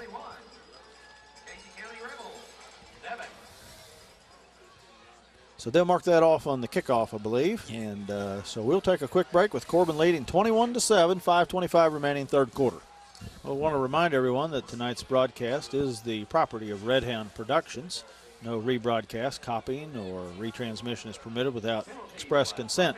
You can call 528-4067 to inquire about purchasing a DVD copy of the broadcast. Corbin ready to kick. And they're kicking off from the 45 after that big penalty against Casey County on the extra point. Martin kicks into the end zone. Casey County will get the ball at the 20-yard line to start out. That was Josh Martin on the kick.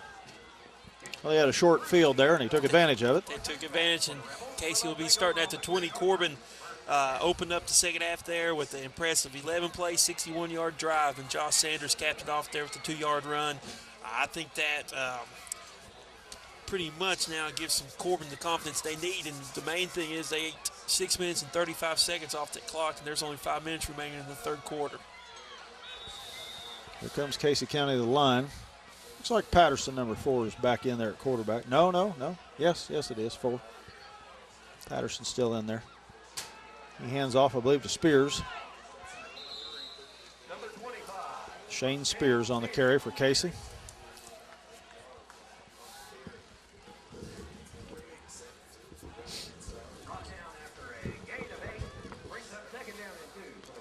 So 2nd and 2 for the Rebs. Good gain there on first down for the Rebels. He had a nice hole there, and Casey's offense had been off the field for a while. If you include, the halftime break there, looks like they've not missed a beat though.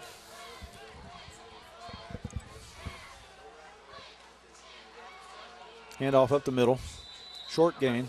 It may be enough for a first, though. Let's see. It's going to be close. The official over here signals it's enough for a first down. They signal first down and 10 for Casey County. Ball up to about just across the 30-yard line. Of course, Casey's still 70 yards from pay dirt with 4:40 remaining, third quarter. This is a drive that Casey County needs to score on to get back into the game. They don't want to have to punt the ball and let Corbin get the ball back to put the game out of reach.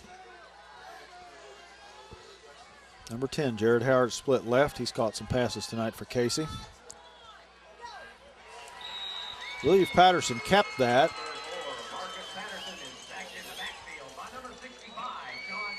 Short loss of about a yard. Nolan on the tackle. Sean Nolan's been on the last couple plays there. He's getting back in the backfield quick, getting a good push there, and getting, this time he got Patterson, and Casey's facing 2nd and long. And Nolan had some good tackles in the first half as well.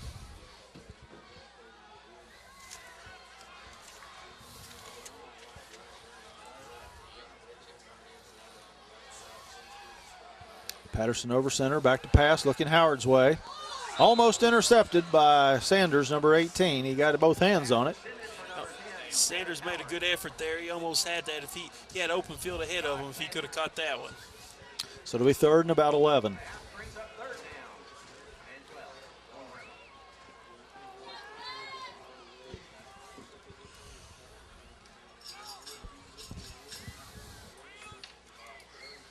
Big 3rd down here for Casey.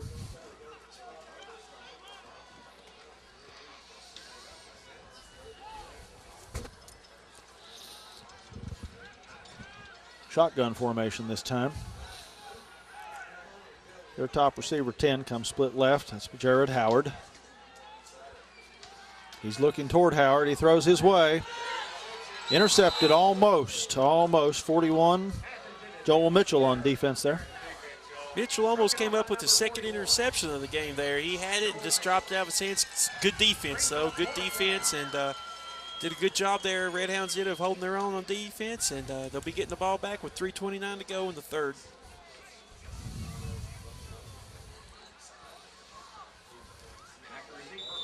Well, I smell smoke. Hopefully the press box isn't on fire. I don't. Oh, you're overheating over there. Okay. Mike Mahan's got a heater off to the right of us here. He's cheating, and when he fired that thing up, we smell that. They're punting on 4th down. Pretty good punt. Reeves takes the handoff from Maiden. They attempt the reverse there. They didn't get much on that, though. Didn't get much, and there's a dangerous play because the Casey County defenders are right there on that. But still, Corbin managed to get the ball there. They'll have a 1st and 10 at the 35, trying to put Casey County away here. I guess they lost a couple yards on that return. Redhounds take over 1st and 10 from the 35-yard line.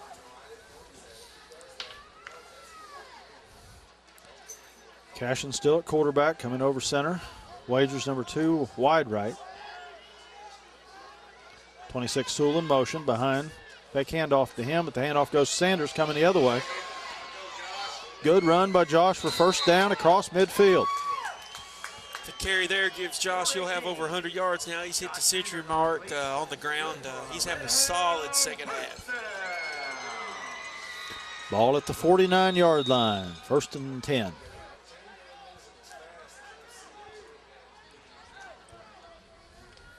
Corbin might be wearing the Rebels down here in the second half.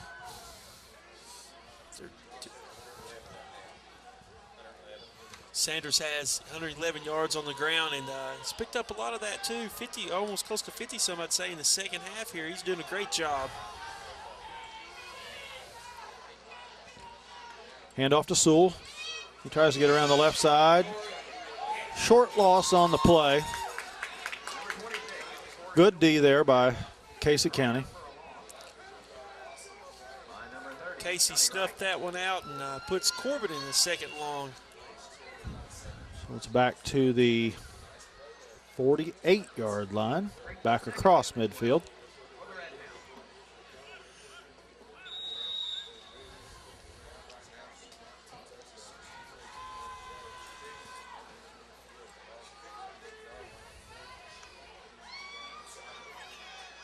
Here's the second down, 12 play.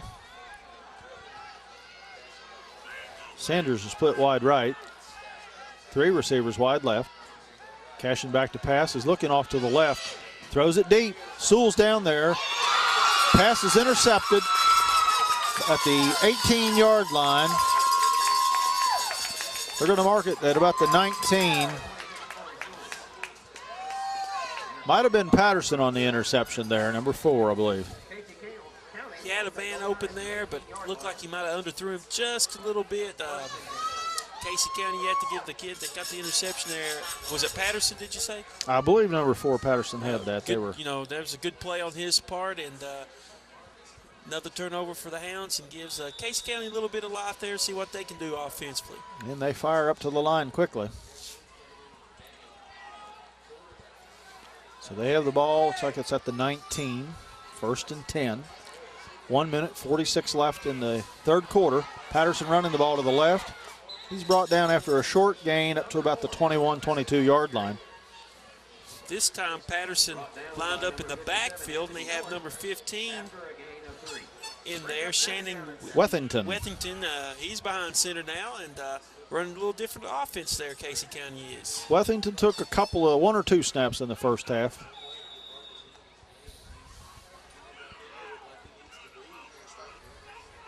So second down and about 7.5, almost 8 to go.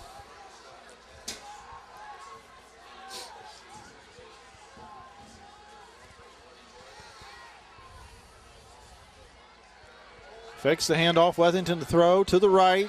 He's throwing it to Lance Freeman, though, number 7, intercepted. Good defense by Lance, but quite frankly, the quarterback threw it to him. Good, you know, way to go there, Lance, on that. He stayed right there and made a good interception. So the teams have traded interceptions here, and Corbin comes out with roughly the same field position. Same field position.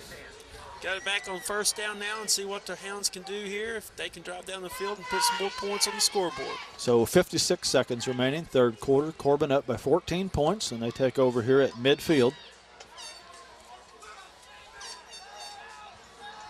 Looks like one of the Corbin linemen getting his shoe back on. Was at 65, Nolan, I believe. Sean Nolan, he's back up. Cashing in with the play. Sewell split wide right. Light and Sanders in the backfield, shotgun formation. Cashin has a snap, looks to throw. Rolling left. He runs it and gets about a yard, if that. So it'll be second down and about 9. Well, Cashin just didn't have an open receiver. No, Casey County did a good job in the secondary there, making sure they were defending Maiden and Sewell, and Clint just didn't have any option really to go to there, and he ran the ball and picked up a yard. So. And I'd rather see him do that than try to force it in. That's right. Tuck it and get what you can, or throw it away. 45 seconds remaining, third quarter. Second down, 9. Pitches to Sewell, comes to the right. He gets across the 45 to the 44-yard line. It'll be third down there and about 3.5 to go. 31 seconds remaining in the third quarter. We may get one more snap here in the third. Cashin's limping a little there, coming in with the play. Yeah. He's took some hits tonight.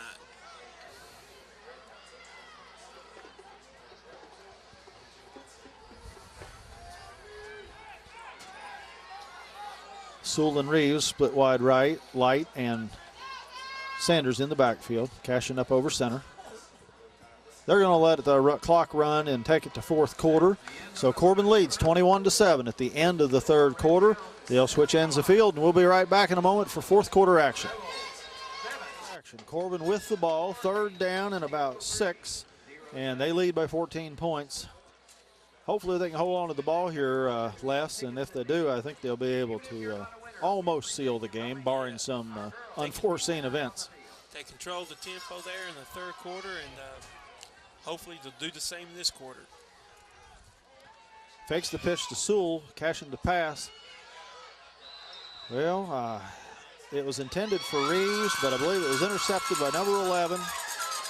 The official almost got in the way there and interfered really with what went on, and I couldn't tell what happened. There was a delayed reaction by everyone. So Casey County with the interception, they get the ball at about the 19-yard line. They'll take over 1st and 10. Looks like it's going to be a little closer to the 18-yard line. So 11:53 left in the game, and Casey with the ball. They do. I'm sorry again there, but they've got another chance to try to get back into the game. They got a long way to go there, but another interception, and they're 81 yards away, but they've shown in the 1st quarter they can hook up real quick and score. I've got to fault the official there. It looked to me like he was in the way and perhaps screened the receiver, and he may not have had a good view of the ball coming in. Wethington hands off up the middle. That's Marcus Patterson. 4 carries the ball, looks like for a 1st down. Just across the 30 to the 31-yard line, 1st and 10, Casey County.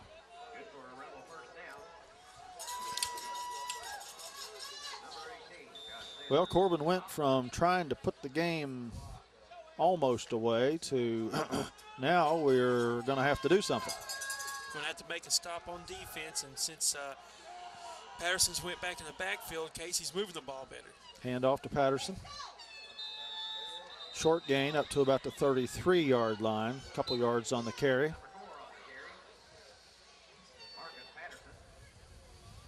Second and a short 8. 7.5 yards roughly to go.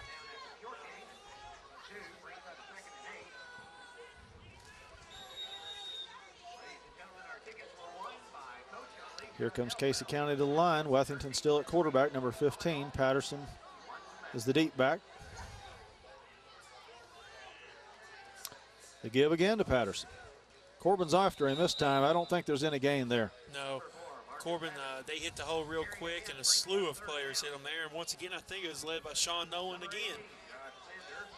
I believe 18 Sanders also in on that. 57 Miller was there as well. So 3rd down and about 8.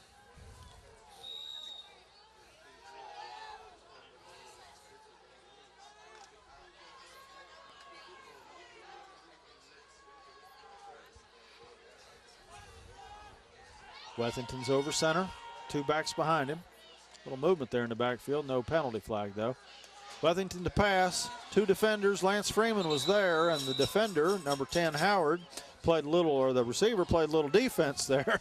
Yeah, gave Lance a little shove as the ball arrived. Incomplete. Looked like Lance was going to bring that one in, and Howard went to his defensive back position there and tried to defend the pass. So 4th down now and about 8. Let's see if Casey's going to punt. A couple of players coming on, a lot of hollering. Let's see what they do. Looks like Patterson's going back in punt formation. I'd say with 10 minutes left, they'll probably punt, but let's see. They do. Short punt. Lands at the 47 and bounces back to midfield. Corbin's going to take over at about the 50-yard line. So good field position for Corbin. Good field position again. The interception didn't hurt them much at all. Get the ball back and only 50 yards away there. If they could get a score, they're in good position right now. If they can get a score here, wrap up the win for them. So 9:59 remaining in the game. Corbin up by 14 points.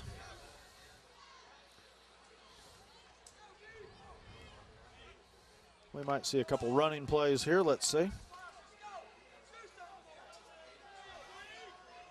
Looks like Cashin's checking the play or changing the play. Josh Sanders, 18, wide left. 26, Sewell, wide right. Cashin's looking. He throws it. That might have been a lateral to number 20, Maiden. I'm glad Maiden held on because it may have been a lateral. That's right, and almost an interception. Dangerous. But we live to play another down. Second down and about 14 to go now. About 4.5 yards lost on that play. Close to 5 yards lost where they wind up marking it, so 2nd and 15. Well, that wasn't the way you wanted to start that series. No, backing yourself up a little bit, and but the one good thing is the clock's still moving. There were 2 defenders there. I think one of them may have even got his hand on the ball, and then Maiden got a hold of it. But it looked like it might have been a slightly backward pass, which would be not a pass, but a lateral. So he had to cover that.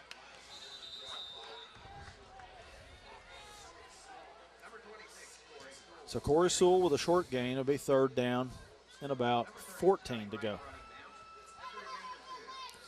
It's another, Clint had trouble with the snap there, and the play just really couldn't get going from the get-go on that. Let's put Corbin in 3rd and long, 3rd and 15 from the 47.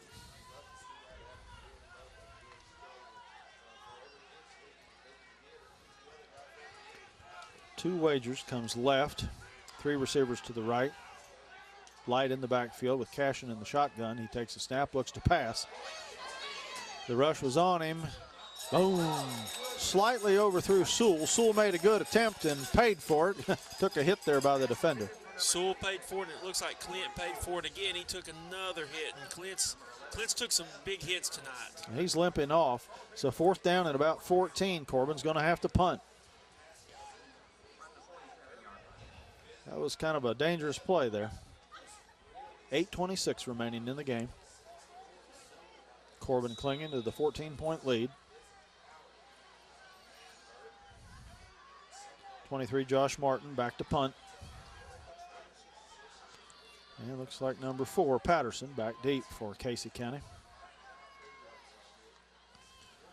Line drive punt. Let's see if it bounces. It gets past the deep back, and it's down at about the 5 or 6 yard line there.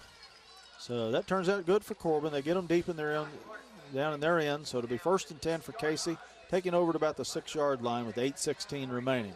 The one thing Corbin's done in this second half, if they've won the battle of field position, every time Casey's got the ball, they've been deep in their territory, and Corbin's got it midfield, 45 yard line. So Casey, once again, if they're going to score, they're going to have to put together a long drive. So 1st down and 10 for Casey County. Deep in their end of the field.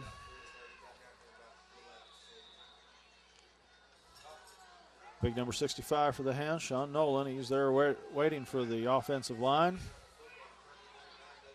Wethington looks like taking the snap in shotgun formation for Casey. He throws to the right to 10. Howard, he takes it. He's got a pickup here. Good run. There is a flag on the block there, I believe. Number 11 is flagged. So that was a good gain for Casey, but I believe it's going to be wiped out. Yeah, number 11 blocked Freeman in the back there and allowed number 10 to get a couple more yards.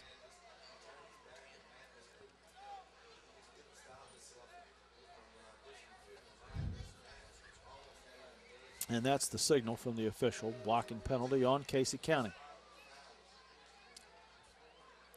That will put the Rebels even more deep in their territory there. Should be half the distance to the goal line there. Should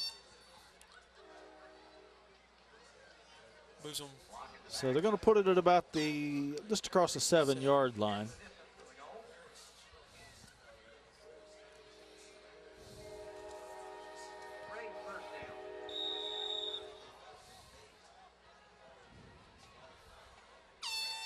Well, with the penalty, the play or the down remains 1st down and about 8 to go.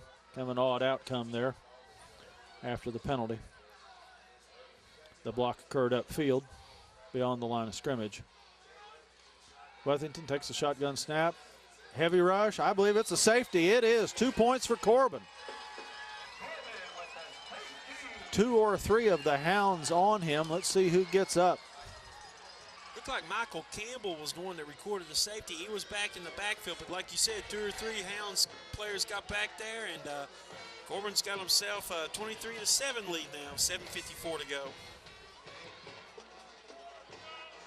Well, they're congratulating number 58 for the Hounds. Zach Woody may have been the one on the sack in the end zone. I believe he had some help from one or two others. So 2 points for Corbin. That makes it 23-7, 7:54 remaining in the game, and now Casey County will have to kick to Corbin after the safety. We'll take a quick break and we'll be right back. And we're coming back for the Casey County kick after the safety.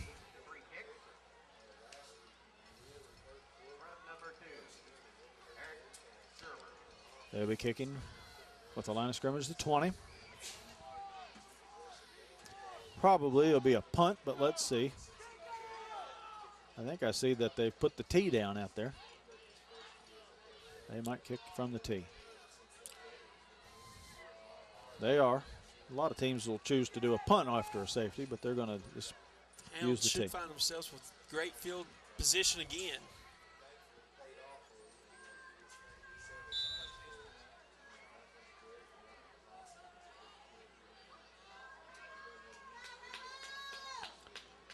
Number 2, Eric Scheibner, the kicker for Casey.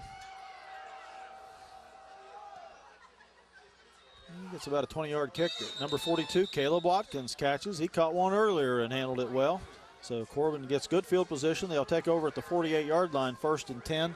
7:53 remaining in the game, and Corbin up by 16 points. Corbin's in decent shape at this point, Les.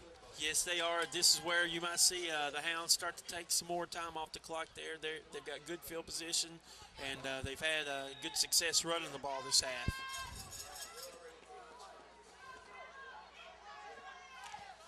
Corbin up to the line. Cashin's over center. 2 backs behind him, Sanders and Light. The throws to Wagers to the right. Good catch, good run. He gets up to about the 41, 42-yard line. So about 6-7 yards on the play there.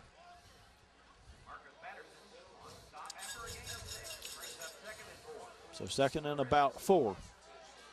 Good little swing pass there. I was wrong. I thought they'd come out maybe running the ball, eat some clock out, but they're making sure they can hopefully get down here and score.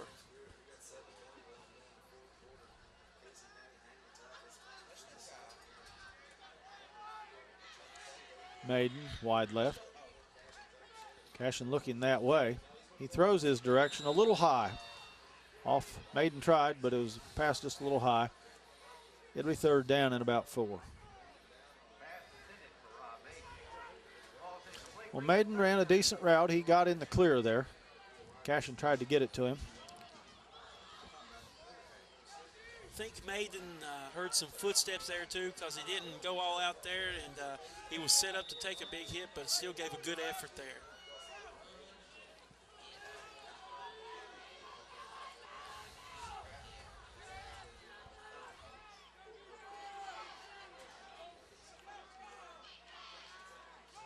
The gives to Sanders. He's close to 1st down yardage. Let's see where they mark it.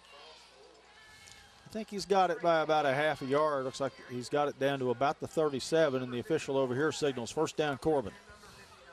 Big 1st down there. That's going to give him a chance to burn off some more clock with 7 minutes remaining in the game. Big 1st down, and the guy they give it to is the guy that's had a great day running the ball the entire game, and Josh Sanders looking good.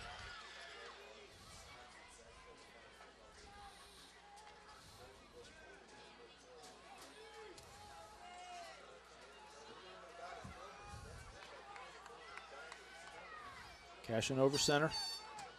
The give to Sanders up the middle. Boy, he rumbles, fights and fights. He gets about 9 yards on the carry, maybe 10. Let's see. Sanders pushed that pile 4 or 5 yards with him, took a number of Casey County defenders with him on that one. He kept pumping those knees and pushing.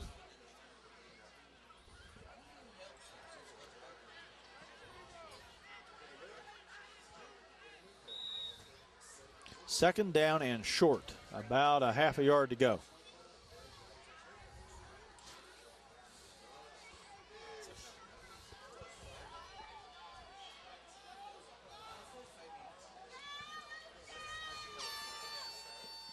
Handoff to Sanders. He's got the 1st and a little extra.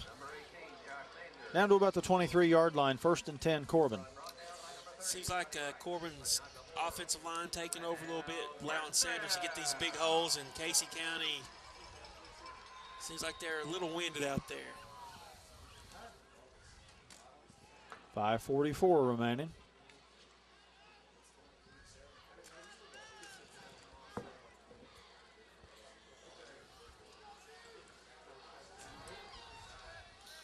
Ball to 23.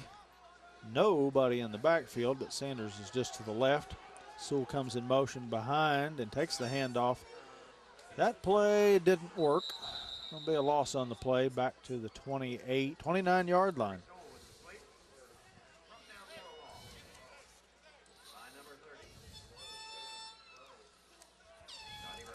Corbin's got to go down to about the 13 to get a first down, and the line of scrimmage now is about the 28.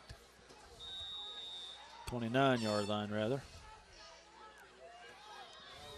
About 17 yards to go on 2nd down.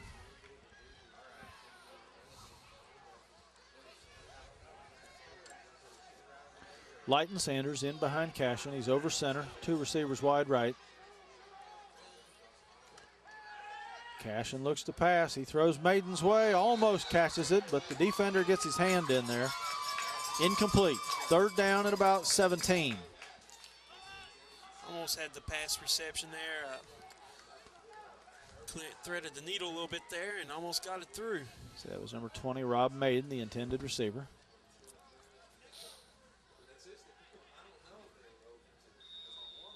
I thought we might run it on that down, but they tried to pick up the first on that one. I'm sure a lot of fans would like to see them run it with the temperature like it is. It's cool. I'd say it's, yes, 40 degrees, and we're not used to this yet. No, not yet.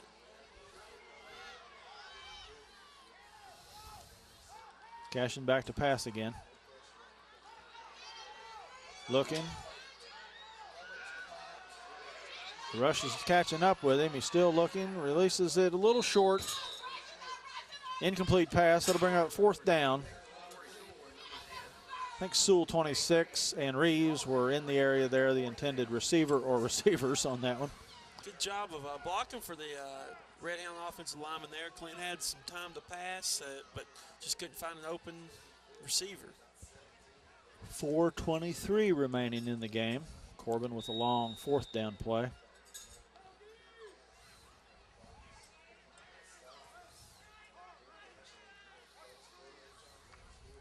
Looks like Corbin's going to go for it on 4th at the 29-yard line.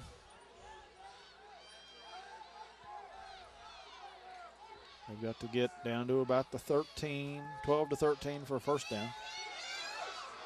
Cashin evades the rush, looks to throw. He does, right on the sideline. Wagers number 2 catches it at about the 22-yard line. It'll be short of the first, so Casey County will take over on downs at the 22-yard line with 4 minutes, 14 seconds remaining. Corbin leads by 16 points. Corbin's in good shape, even though they've had to turn the ball over. Yeah, Corbin's in good shape. They're up by 2 possessions, two-possession ball game right now still.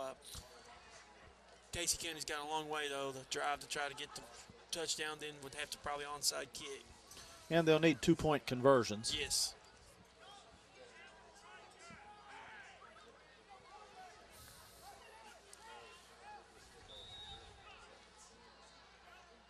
Looks like Marcus Patterson, number 4, is going to take back over at quarterback. Timeout for Casey County. They were a man short out there on the field. So we'll take a quick break while Casey County talks it over. We'll be right back. And we're back to action. Casey with 1st and 10, 4:14 remaining. They've got to make a lot happen real fast here. Let's see what they do. 15, Wethington back at quarterback this time. He hands off to 4, Patterson. Boy, he rumbles up the middle for good yardage up to the 41-yard line. First down. Had a good 19-yard gain there. He had a lot of open field. That's a good blocking. So 1st and 10 for Casey. Clock is running, 4:06 on the clock.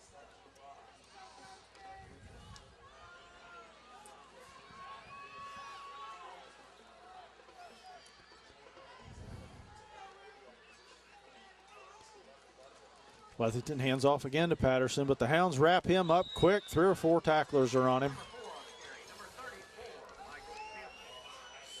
19, Joseph Hamlin was in on that tackle. He was one of the first ones there. 57, Miller. 23, Martin. Defensive line had a good push there, and Patterson had nowhere to go. Yeah, looked like 34, Michael Campbell was in on that tackle as well. 3:26 remaining. Second down, 13 now for Casey.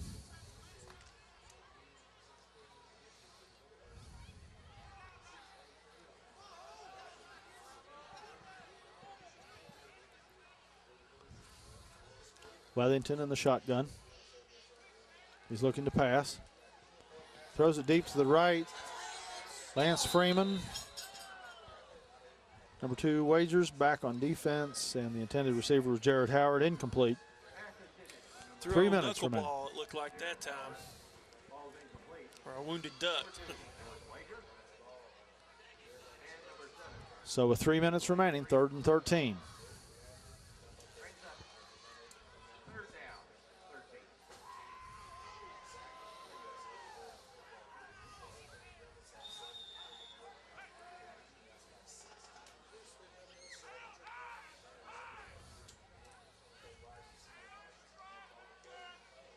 Casey takes its time, but the clock is stopped with the incomplete pass. Shotgun formation again. Number 4, Marcus Patterson back to take the snap this time. He's going to run up the middle. There's a penalty flag. He's down at the 40-yard line. That's in the area of holding. Let's see what the call is. That stops the clock. 2:53. Corbin might decline this and take the play. Let's see. Because that'll be 4th and about 11 if they take the play. Coach Jewell, I see him over there. He's told his players to decline it looks like. So will be 4th down. So the penalty's declined. Now Casey has to decide. They'll probably go for it with being down 16 points, 2:53 remaining. Number 4, Patterson in with the play. Looks like he'll be at quarterback or at punter. He's coming up to the scrimmage. He's going to be in the shotgun. This might be Casey's last hurrah. Let's see. Patterson back to pass. Throws to Howard. First down yardage just across midfield to about the 49. Lance Freeman on the tackle. Jared Howard on the reception for first down yardage. You have to give Howard credit. He looked over at the first down marker and went right past it just enough to get the first down. So 1st and 10 at the 48.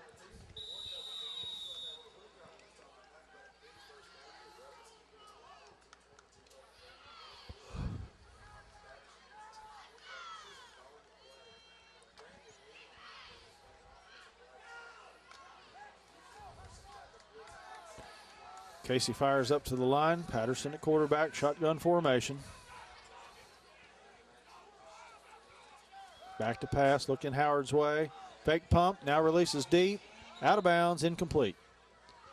1:55 remaining in the game. 2nd down now.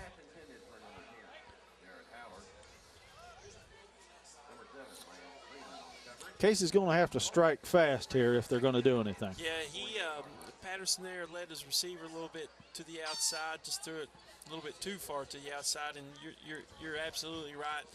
Time's against them now. They're going to have to score quick and then hope to get a 2-point conversion to stay in the game. Here they come to the line. 2nd down play. Shotgun formation again. Patterson back for the snap.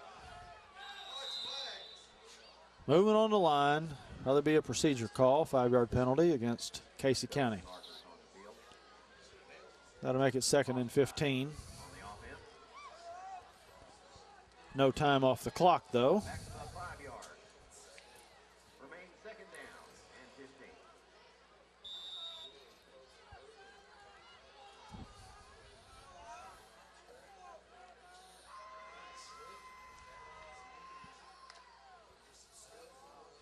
Casey back to the line.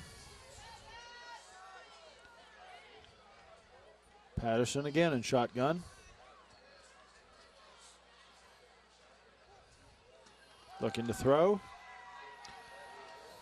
Overthrows his intended receiver.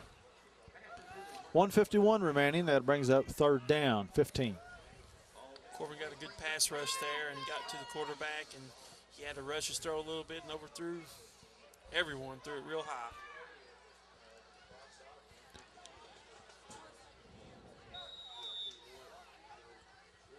Well, they'll definitely go for it on fourth again, even if Corbin holds here on third. So there's a couple more plays for sure.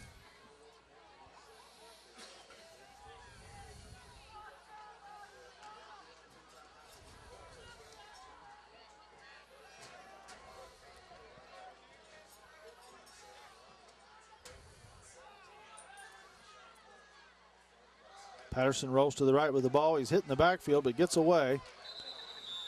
20 Rob Maiden brings him down just a little bit beyond the line of scrimmage. So that brings up fourth down and about 12.5 yards to go.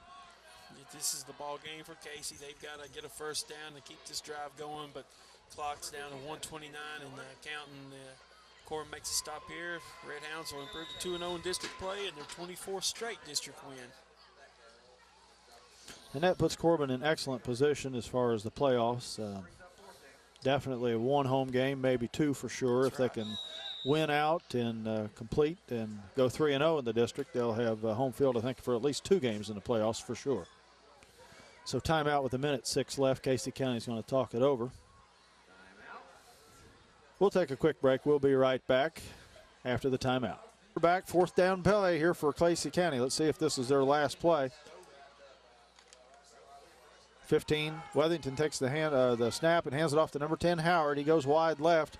Corbin's all over him, but boy, he fights and fights and fights, and then a big heap, and he's down short of the first down. Corbin sniffed that out, but you have to give Casey County's the running back credit there. He kept going, pushing forward. That seemed like the Redhounds stopped him, and that's wrapped up the win for Corbin. Corbin will have to snap the ball probably twice. They take over at the 46-yard line. I look for the quarterback to take the snap and take a knee.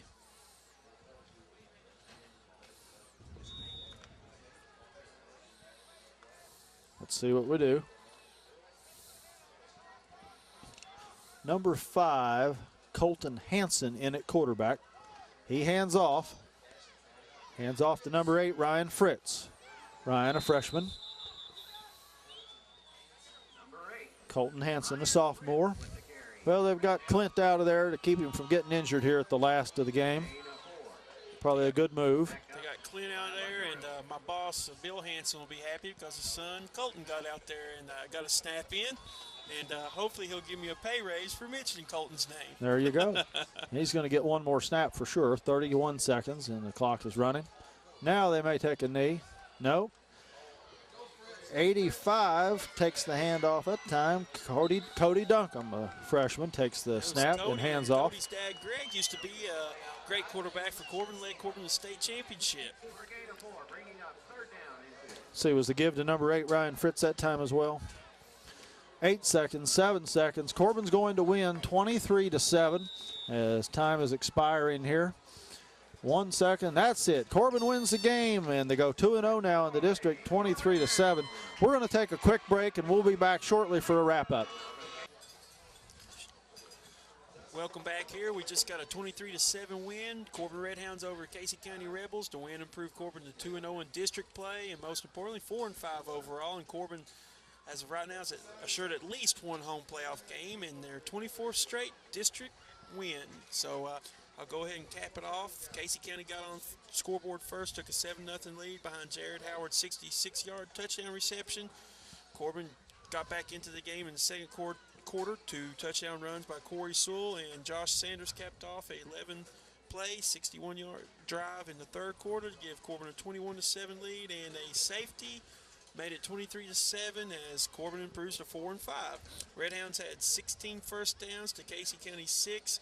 Redhounds finished with 174 yards rushing on the ground, had 101 yards passing, and had 275 yards total compared to Casey County's 162. Time of possession, Corbin had the ball 28 minutes, Casey almost 20.